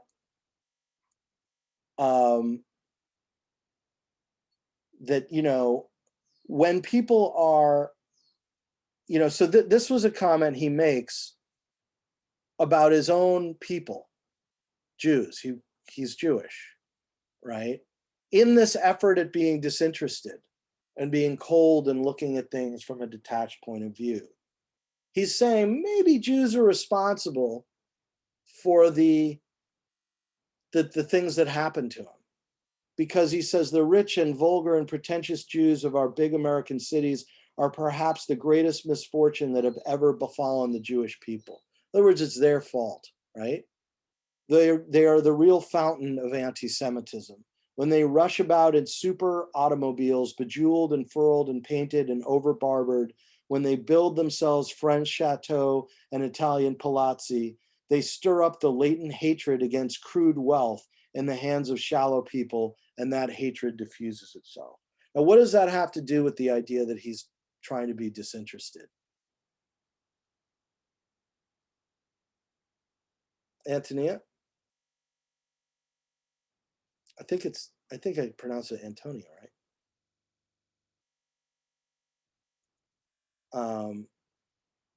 Cody, do you see a connection between disinterestedness and the man who would write that?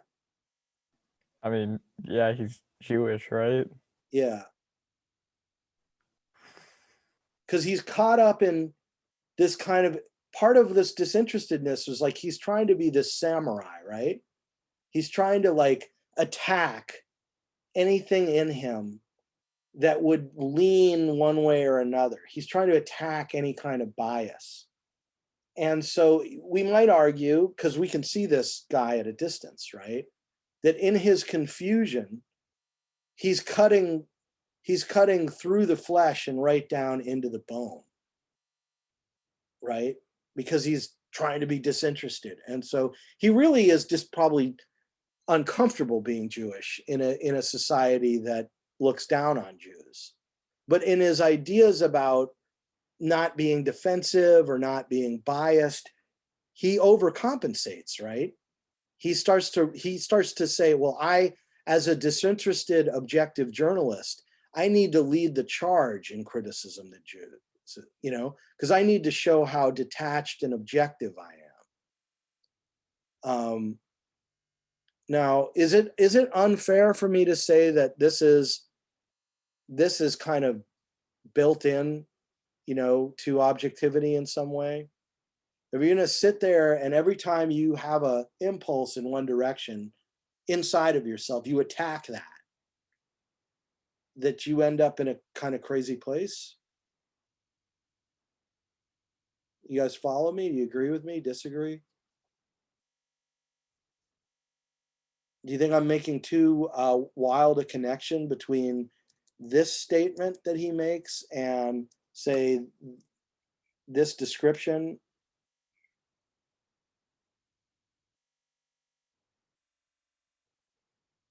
Or do you see the connection?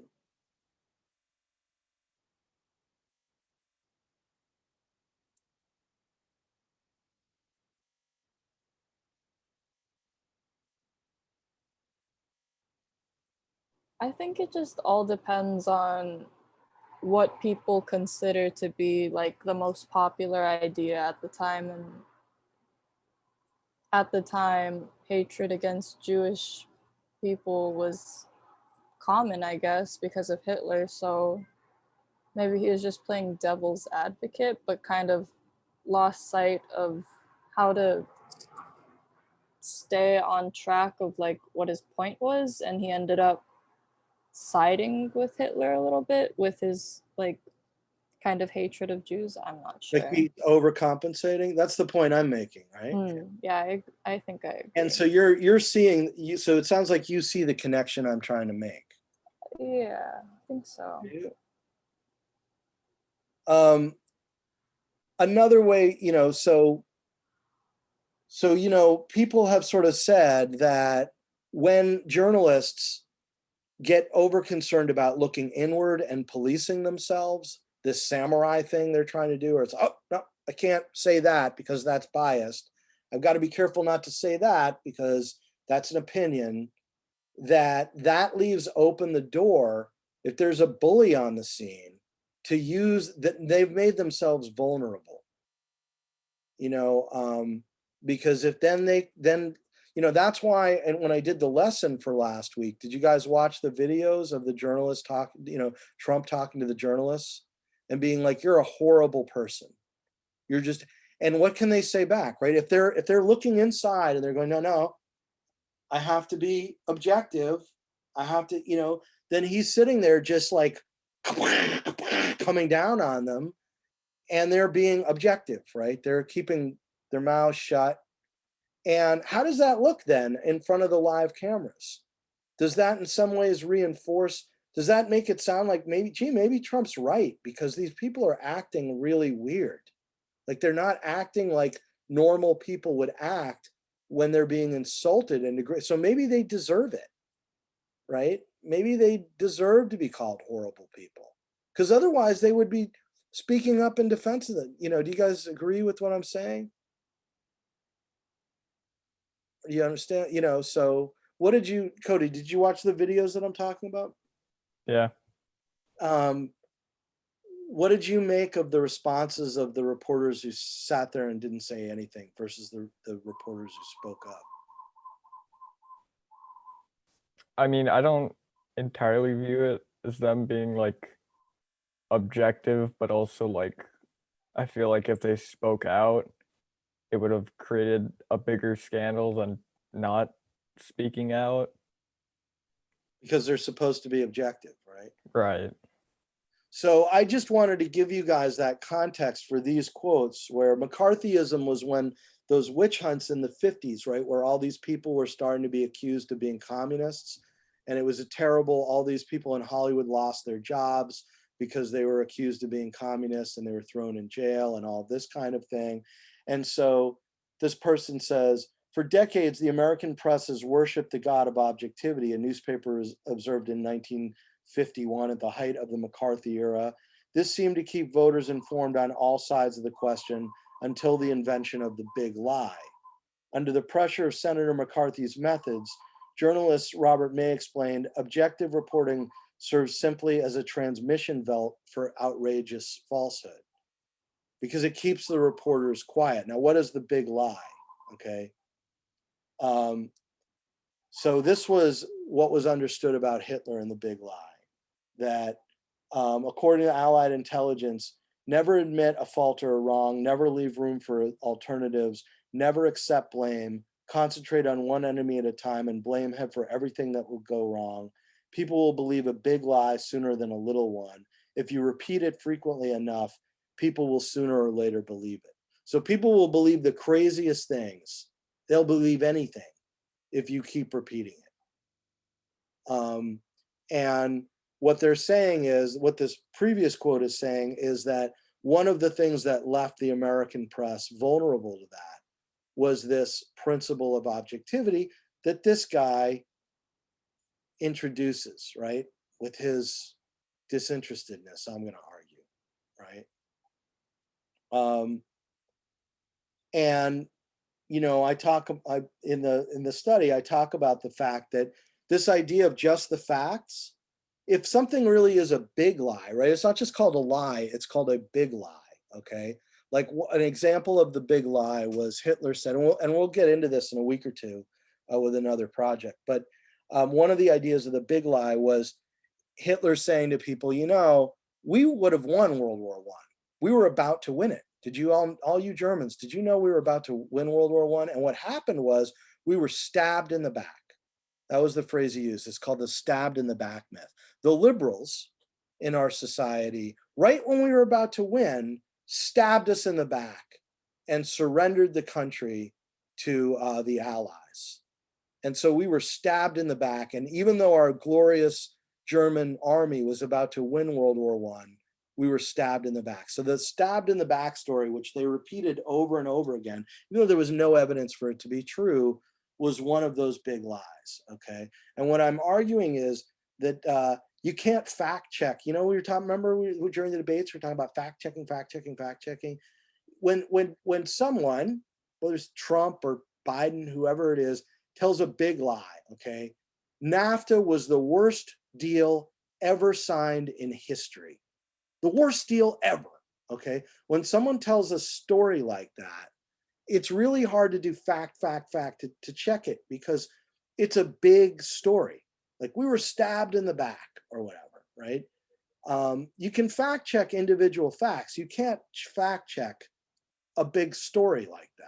People either believe it or not. Like think about the coronavirus. There are people who believe the whole coronavirus is a lie. It's all it's all to defeat Donald Trump. It's all a story people are exaggerating to let Donald. Now, how do you fact check that? So this is part of the problem with objectivity being a just the facts kind of enterprise.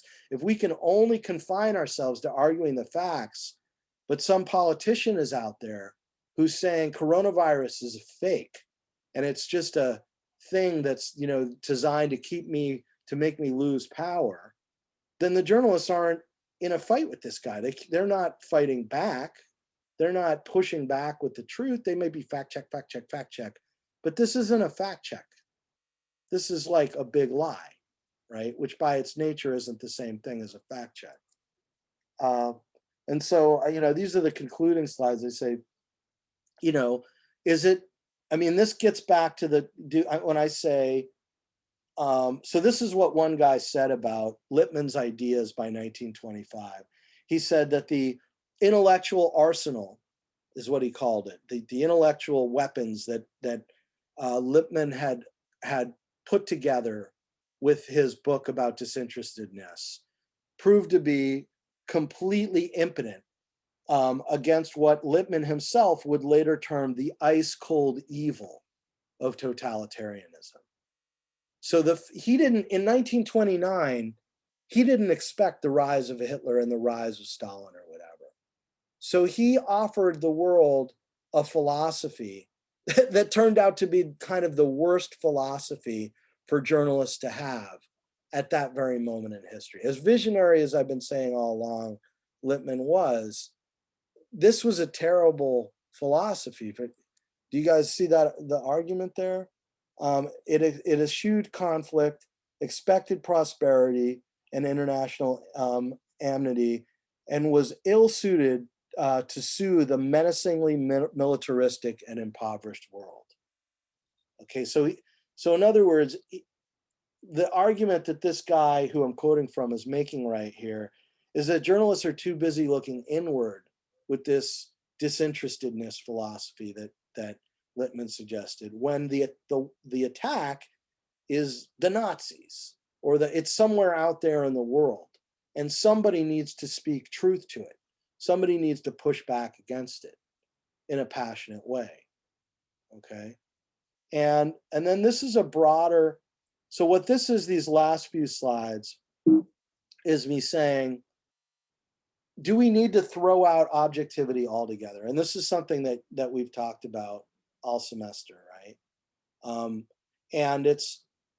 And what I'm saying is maybe there's a way to reinterpret or re-understand objectivity, because the issue is, and maybe Lippmann wasn't responsible for doing this so much, but certainly during this era when they came up with this idea of objectivity, there's this idea that we have facts and we have everything else. We have facts and we have opinion. Okay, so Lippmann in Liberty and the News, he seems to be trying to say we need to separate facts from opinion. We just have the facts. We got to focus on the facts, right? Then there's the idea like we have to separate facts from interpretation. It's not about interpreting the facts, it's about the facts of the facts of the facts, right? And then there's the idea of like, well, we can't moralize about the facts. I don't want to be preached to. I just want the facts. I'll figure out what they mean, right? So can we separate facts from what's right and wrong? What do you guys think? Can you separate facts from what's right and wrong? What would be the problem with doing that? Sounds simple enough, right? You just have facts over here and morality over there, and they're different. Does it work out that way?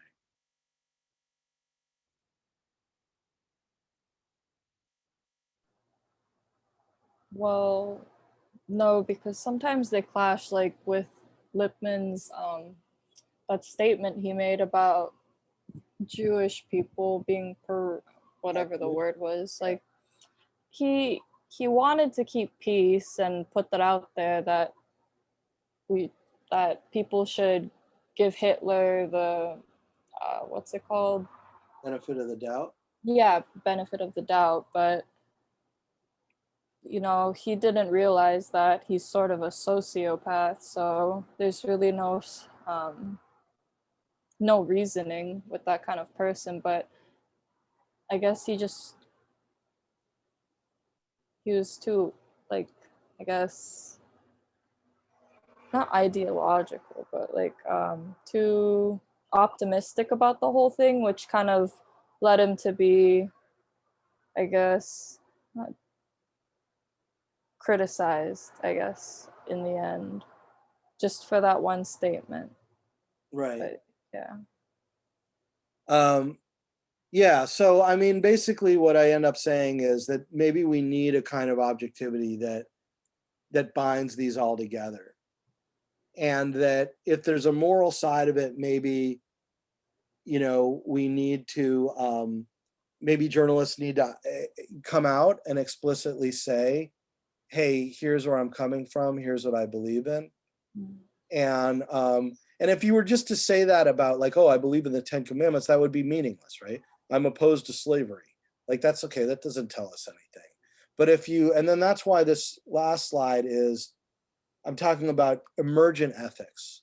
So in every era, there's a controversial ethical opinion because it's new. It's something that hasn't yet been accepted, okay?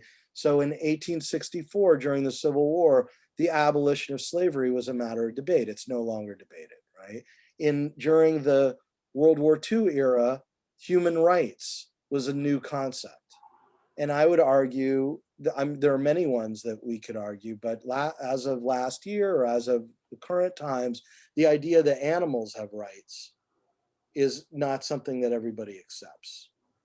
Or we certainly don't see them as the same as rights of humans. Can you guys think of anything that you would argue is a emergent ethics, a new,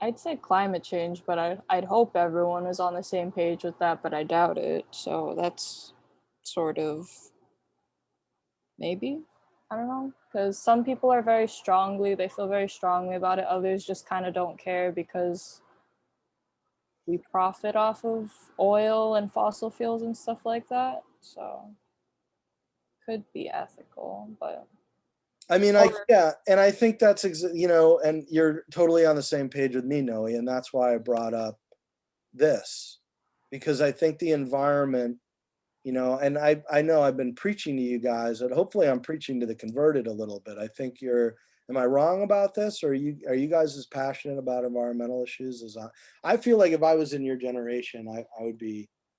I mean, to you guys, it's normal. Maybe to my generation, I'm passionate about the environment. To you guys, I think you get it, right? That we're in trouble, and that you have a long lives ahead of you, and this is like a serious thing, right? Mm. And so I brought up the animal liberation, but I could have put on there climate change, because I think it's the same. I think environmentalism, including animal rights, I put up that, Noe, because I think that actually climate change isn't the bigger news story. I think the bigger news story is the mass extinction of species. Because where is this all going? It's going to all the species, maybe including our own animal species, dying out. And so I see climate change as part of a larger story. That's the story of maybe animal rights, including us as animals. You know what I mean? What do you think, Cody? I'm kind of at my last slide. I had this crazy idea we were going to cover news literacy today as well, but that wasn't going to happen. So.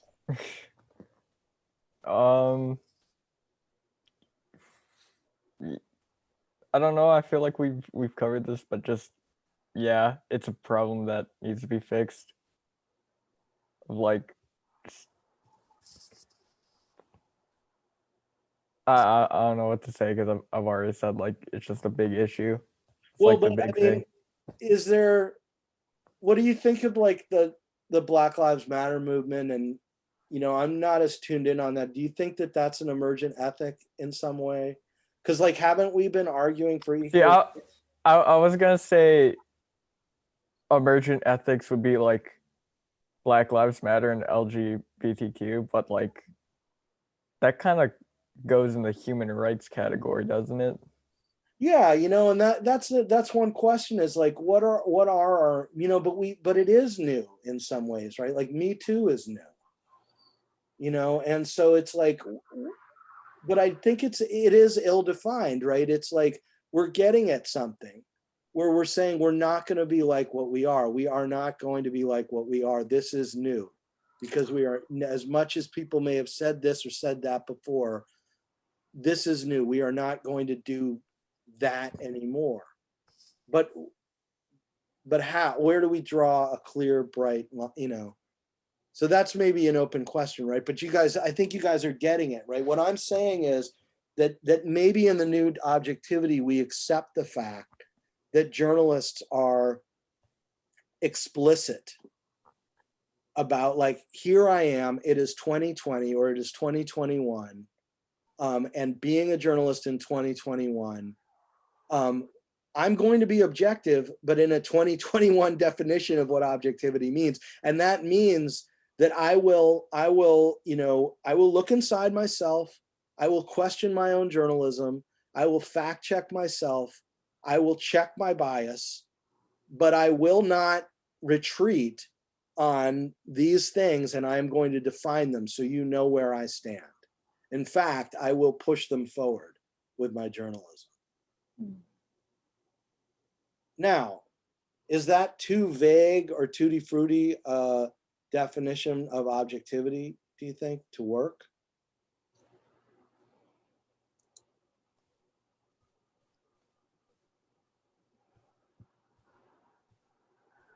Does this suddenly become all? Let me ask you two things. Does this suddenly just become a lot of, or flip side, is this not only maybe something helpful to the news industry if they were to talk about it? Because I'm not the only one who's argued this. I'm getting this from other recent books of scholars, not people in the news industry, but academics like me who've like looked at this for years and like written a book that took them years to like think out, say, look at this, right? not only, so A, is this just a bunch of us pointy-headed ivory tower academics who don't have any relationship with the real world? Or B, flip side, is this something that the news industry needs to take seriously? And not only the news industry, but Facebook and Twitter and the social, are we suggesting something that is a viable standard? Or what's missing? What needs to be filling the gap between this being an irrelevant, overly intellectual argument among academics and this being something that really should matter as a standard? I could see the argument that regulating objectivity in Facebook and other socials would be considered censorship, but I think what people's problem is that we take information we find on socials too seriously, and we don't take like actual facts from reputable sources like seriously. I think that's the issue we have this year with pretty high standing people discrediting a lot of other people. It's hard to sort out who to trust and all that. So people just turn to whatever they think is, I guess, real, whether it's objective or not. Does it look a little bit like, oops, wait, I stopped the share. Does it look a little bit like this? Like, wait, hold on, not right side. Yeah. Now men who have lost their grip on relevant facts of their environment are the inevitable victims of agitation and propaganda. The quack, the charlatan, the jingo, and the terrorist can flourish where the audience is deprived of independent access to information, but where all news comes secondhand, where all testimony is uncertain, men cease to respond to truths and respond simply to opinions. Word for word, yep. Yeah. Pretty much what's happening right now, which is kind of scary since this is like an old idea. This is from like 1922, right? Yeah. Yeah, 1920, November 1920. We're going backwards. So that is exactly, we're within a week or two of 100 years from when. Oh my God. That's scary. So, I mean, but if that alone was the explanation, Noe, then we could just simply say, oh, well, we solved this 100 years ago. Objectivity. Instead of MSNBC and Fox and CNN, we need to have grown-ups on there, being critical. The Jewish journalists need to be critical of the Jews, and can't get too sided about lynchings, can't get too upset about that, you know what I mean? So it's like we've learned more than one lesson, I think. They learned that lesson then, but there's more. Now, I'm not saying that I just was looking, you can see where all my slides up until the final ones, I'm just looking at the mess, right? I'm just looking at what's happened. I'm just going over Walter Lippmann a little bit carefully and trying to understand it and trying to understand how he changed, right? His views changed. He challenged himself and he undermined a number of his own things, but he was left with that idea of disinterestedness. And then I attack that and I say, can we afford to be detached? Because you get detached, you got that reporter sitting there letting, Trump unload like a load of bricks on him. And is that the solution? I think this is like a Hitler situation where you're kind of, all these reporters, I feel bad for them because they're being professional, but at the same time, people are expecting them to fight back and they can't because they'll lose their credibility otherwise. And it's just like a whole, I guess, mess from there. It's Right, but doesn't that mean that our idea of what it means to be a professional journalist is not right? I mean, yeah, we can say, oh, well, it just doesn't work right now because we have a guy named Donald. But you can't make up rules. You can't make a philosophy that way, right? You can't say, well, if it wasn't for this guy named Donald, everything would work. So just like, if we just like subtracted the Donald equation, then like it all is perfectly true. Right? There's always going to be a Donald. It doesn't matter. So right. There's always going to be a Donald. So your philosophy has to be strong enough to anticipate the Donald. So that was my theory of the case, right? That seems to be a popular phrase on the cable television shows. They say the theory of the case. My theory of the case is that you reintegrate them. You admit that journalists, like everybody else, interprets facts, has opinions about facts, and can express them. Interprets facts and can express those interpretations, has opinions about facts and can express those opinions, and has a moral compass, for goodness sake. And that is part and parcel, that is inseparable from who they are as journalists. And that there needs to be but that doesn't mean that then people can just declare open season on Republicans or something like that. Like you need to, it's just that you need to figure out what objectivity maybe looks like in a world where we accept that there's interpretation, opinion, and ethics. I mean, on one level, it's very simple. On another level, I don't know, is it simple? What if I was able to talk to Mark Zuckerberg? What if I was able to get Alexandria Ocasio-Cortez and Mark Zuckerberg and the Sulzbergers, the publisher of the New York Times, and I can't remember his Banquet or whatever, the editor of the New York Times right now, and I'll get them all in a room, and I were to say, guys, okay, you're here, you have to sit through Dr. G's 2.5-hour PowerPoint, and then all will be revealed. I don't, no, right? What's the problem with that? Too vague, too abstract, too mushy? It's like you present us with like, I guess, the problems and the mess, but like it's very hard to like come up with like a solid answer for how to like solve it. Yeah, any thoughts? Like, where does your mind go when when I'm throwing all this stuff at you?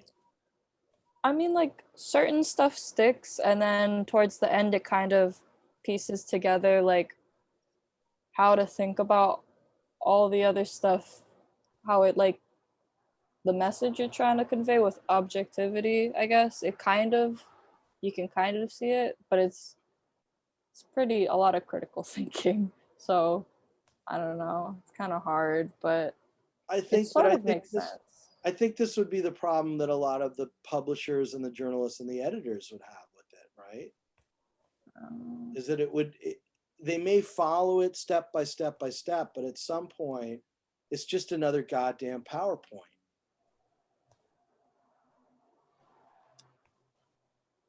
Right?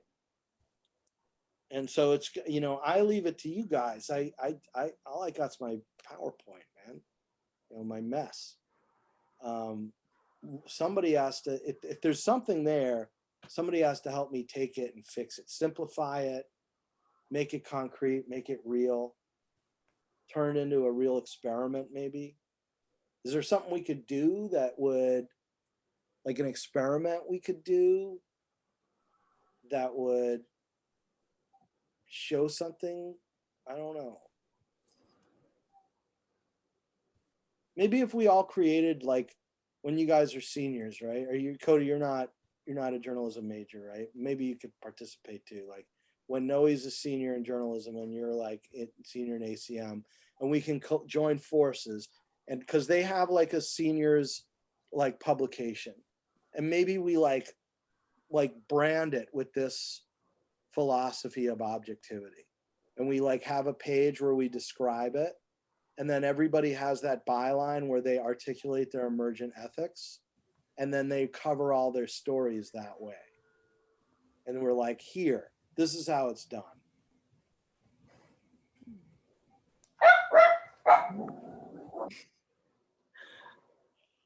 What do you I think? don't know what my dogs are freaking out over, but Probably that terrible. He's probably like, I totally disagree. I'm not going to participate in that. What's wrong with old school objectivity? That's probably what your dog. What's your dog's name? Funny enough, one of them is named Trump and Sissy. Oh. Yeah, Trump's just like, they're all liars. Well, Trump and what? Melania? Trump and Sissy. Sissy? I think no, we renamed her because I think we got them from like the owners, and the owners were like, I think it's Trump and Liberty, and we were just like, okay, no, we're fine with Trump, but we're changing Liberty. Liberty. You stuck with Trump though. A poor dog is cursed. Unless you, I don't know. Hey, I'm nonpartisan. I'm a professor. Unless you like Trump, I'm an objective professor. Aren't I? No, I'm trust perfectly me, this objective all the time. this Trump is way more likable than the other one. It's probably smarter too. I can say that, but I also have to cut this out of the video. Yeah. I mean, yesterday we saw him run head first into like our like sofa. There you go. But I mean, I can still say that's probably smart. Yeah, right, exactly. Trump is running headfirst into the big election. I think. Although, who knows? Maybe he'll win, and then we'll all. It's terrifying though, because I was driving through Kailua and all I saw was like this huge like crowd of people waving Trump signs, and I was just terrified. I was like, whoa. I want to think it's because people believe in that he's going to be able to help us recover from the pandemic, but I really think it's because of all this QAnon thing. Like, I think a lot of people are really deep into it, and it's just. Well, last week you were on the fence, Snowy. I was too, but then after watching The Social Dilemma, I was sort of gonna talk to Mackenzie about it later, but I think it sort of brings things into perspective, and like that other stuff you said about the elders of Zyros. Protocol of the elders. Yeah, protocols, yeah. It kind of brought things into perspective, like how he's using all these old rhetorics to, I guess, pretty much give himself a chance at re-election, even though like these things shouldn't well, matter. maybe it's what Lippmann said right there about when facts are not available. Yeah. You know what I mean? Yeah. In a world where, I mean, how many of these people, like your roommate, she's not picking up the New York Times and reading it every day.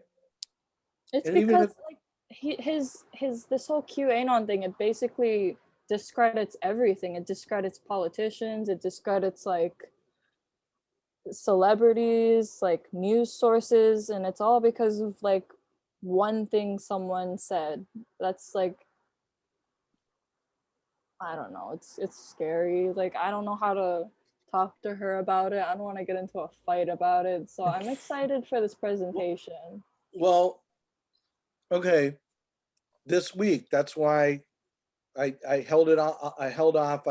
We did the intellectual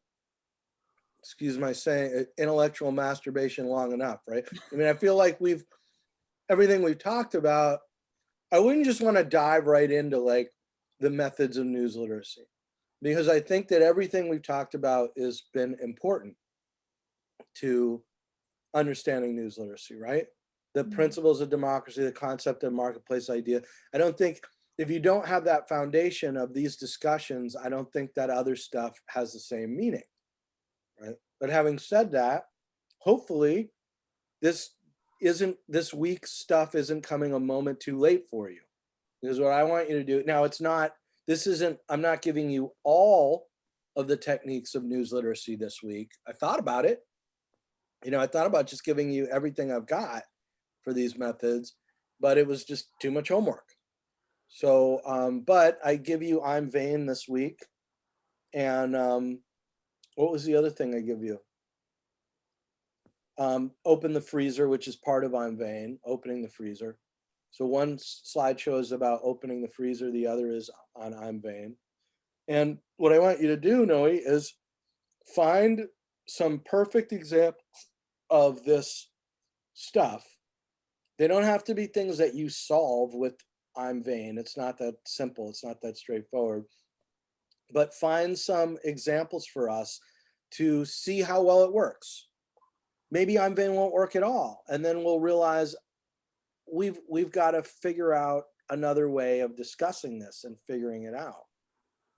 Because like, what if this was 1998 and I said, okay, there's these crazy ideas going about, but I work with the New Republic and we have this amazing fact-checking system, right? You guys remember Stephen Glass, right? Yeah. And how he knew how to backstop his stuff so that the fact checkers didn't catch his stuff because he had been a fact checker. So maybe it's kind of like an arms race where we figure out a system at this point to deal with it, but some of these QAnon sites or whatever are already getting more clever. Maybe they're still marketing, they're still no more honest than Stephen Glass was, but they've found a way to like with the methods that we have of making them not work. Or so have you looked at I'm Vain yet? Have you looked at the PowerPoints? No, I saw it on Laulima though. I was gonna get to it today. Well, what is your roommate? What does she do? Oh, she's not even my roommate. She's in Kauai. She's just a longtime friend. All right. Well, you guys are close, right? Yeah. Why don't you guys sit down and I have movies of it. I want to create one, but is it better if I create the movie like where I talk over it, or would it be better just with the PowerPoint? Well, whichever you think would, I guess, get the message across the best way, because I feel like if I were to talk about stuff you talked about, I'd skip over like important parts that kind of make the whole argument, like, I guess. I go on too long though, right? I mean, look, I've got an audience of 2 by the time I'm done with my Walter Lippmann study. Like in that whole like 2-hour span, you know that there's some important parts that you would have missed out if you kind of left. So that's the way I see it. All right, I have some other I gotta do other videos just for my journalist class, just so they can do their job, which is more just like straightforward. But I'll try to create videos. But I was gonna say, just maybe when you sit down with those 2 PowerPoints, sit down with her and them, and then pull up the QAnon stuff and say, what happens if we look at this stuff from that? Now, it's not everything, all the methods of news literacy, but it's a start. It's a lot of the fundamental ones. And how well would it hold up? Maybe look at it, maybe take a peek at it first, go over them first, and then they're not very long PowerPoints, at least they're not to me. Of course, I've seen them 50,000 times, but maybe look them over first and then ask if your friend wants to sit down, maybe record it. And then you can share it with us. We'll put it on Laulima. Right? Just me talking to her about it? Yeah, once how about this? Why don't you go look it over yourself, see if you understand it, if you feel like you get it well enough. and then you share the PowerPoint with her and you record it. You record you guys having a conversation. Then you pull up the QAnon on the recording and you have a conversation about it. See where it goes. Okay, well, I know she's coming in November, so hopefully I can. You Zoom and do it? Yeah, maybe Zoom. Uh-huh. You think she would do it? You think she'd go along with it? I just been hesitant to talk to her about it because I know she's going through other stuff and I didn't want to like add this to her plate, but I think I'll find a way to make time for that. I mean, even if you don't get through to her at all, you shouldn't try not to get upset with her. Yeah. And Yeah. just like, that will tell us, if it doesn't work, that'll tell us as much as if it does. You know, maybe it would have a dramatic effect. Maybe it would have the opposite. Maybe she would double and triple down on what she believes. I don't know. That's why I really need to look at this stuff. I'm really curious to look at it to see how effective I'm vain and this other stuff is in picking it apart, especially for you guys. Not for me. I'm not going to believe that stuff no matter what, because I'm biased. I don't believe in satanic blood drinking cults of Democrats. I'm totally biased myself. I completely forgot that was a thing until I watched the Borat movie. God, how do people believe in that? Oh, does the Borat movie deal with QAnon? Yeah, they go into like the coronavirus quarantine, and he rooms with like two conspiracy theorists, and they mentioned the blood drinking thing and how the Clintons do it, and it's just like takes me back to that picture of Ellen that's basically like, whoa, celebrity without makeup, and instead it's like because of the quarantine, she doesn't have her supply of like children blood. No, It's just yeah, like, I was oh like, my god. What? oh my god. Yeah, it was like, yeah, this is proof.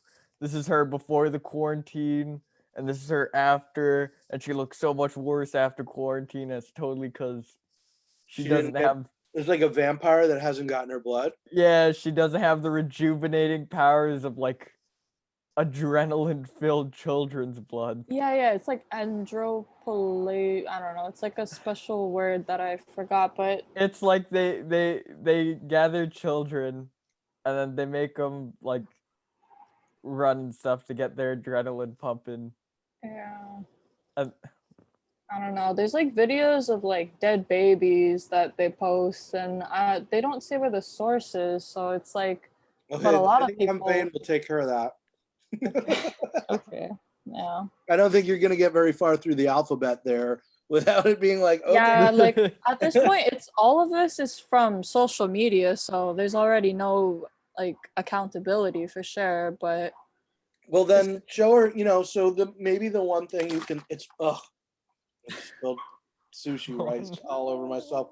The one thing you can explain to her, I got so excited and I got spilled sushi rice all, is that the reason why we came up with, I'm eating it off my shirt.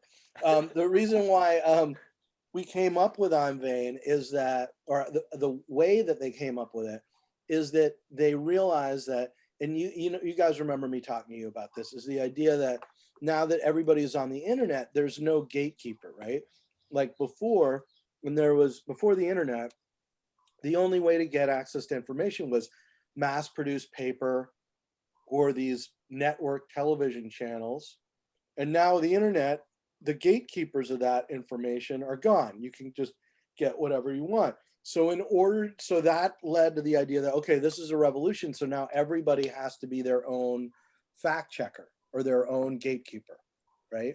So they turned to the gatekeepers. They turned to the newspaper editors and they said, how do you do what you do?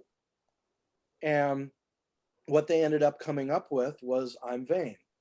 Like, well, we sort of, I don't think anybody really thought about it before. I mean, you can see the journalism movies that we watch, You can see how journalists think in real time, right? Those movies aren't inaccurate. I've been in newsrooms. Those are the conversations we have, right? But if you said to me or said to any of them, oh, how do you do this?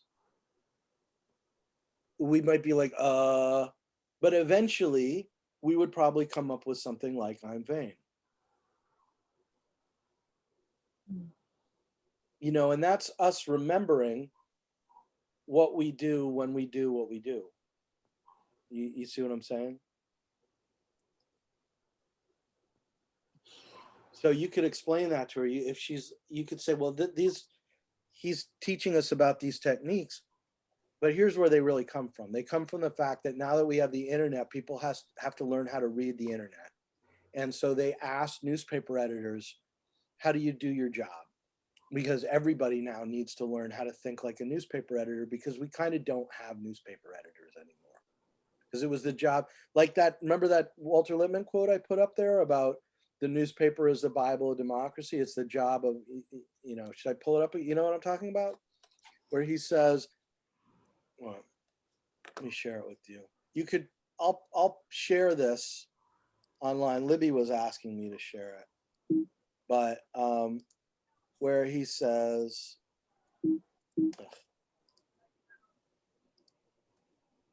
the news of the day as it reaches the newspaper office is an incredible medley of fact, propaganda, rumor, suspicion, clues, hopes, and fears. And the task of selecting and ordering that news, so that's I'm vain right there, the task of selecting and ordering that news is one of the truly sacred and priestly offices in a democracy.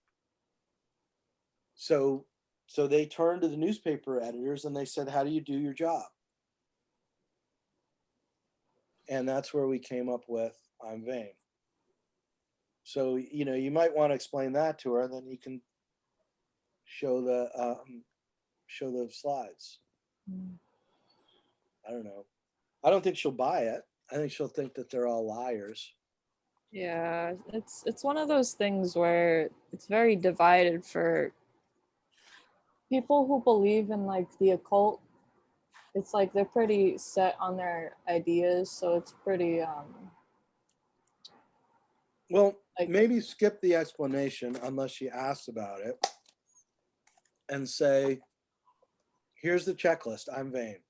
This is one way to tell. How well do you think, if you think this is so true, what if we use this checklist? How you know, you tell me if this checklist on its face makes sense to you as a way to tell what's true and what's not true. And then let's apply any of your things to the checklist and see how well they do. okay. I think I can make that argument, sort of, just not like attack her on the conspiracy thing, but just like maybe like the sources she gets it from, maybe, and then from there, I don't know. Well, that's hopefully. what it comes down to, right? It's not a conspiracy if the sources check out. You know, now she could turn that back around and be like, well, you know, you can look at any story in the front page of the New York Times and it says an anonymous source says this, an anonymous source says that. And she'd be right. You know, and you, where would we be in saying she's wrong?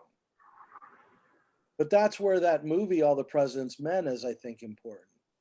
Because that, you know, I think that's a pretty accurate story about what happens in a newsroom when they're dealing with people who won't go on the record. And that's just the way it is. I should really watch that movie. I can't believe, Oh, you haven't seen it yet? No, yeah, I watched The Social Dilemma because it was just on Netflix and I was like, I'll get to the president's one later, but this one looks... your comments are due next Sunday. Okay, yeah, I'll do it this tonight. week. Halloween night, why go out? Just stay in and watch, you know, a 1970 movie. Oh, damn. Oh, and I forgot to remind you all about voting. Oh, is that soon? I mean, I have my voter. I have my voter's ballot. I have my ballot, but it's just like, like. Yes, it's this week. You gotta vote. Okay. You gotta get it to a Dropbox. It's too late to mail it in. It's too late for me too. Ah, frick. Okay. I voted. All right. So who'd you vote for? Third party, Cody? You vote for your dog, Trump? That's all right. I'm not gonna put you on the spot. Mm. That's Alright. fine. I just voted for Biden. Right on. Yeah, not very original, Cody. What the hell? Creative on us? I don't know, man. It just seems like, you know, I could use it on a third party who has like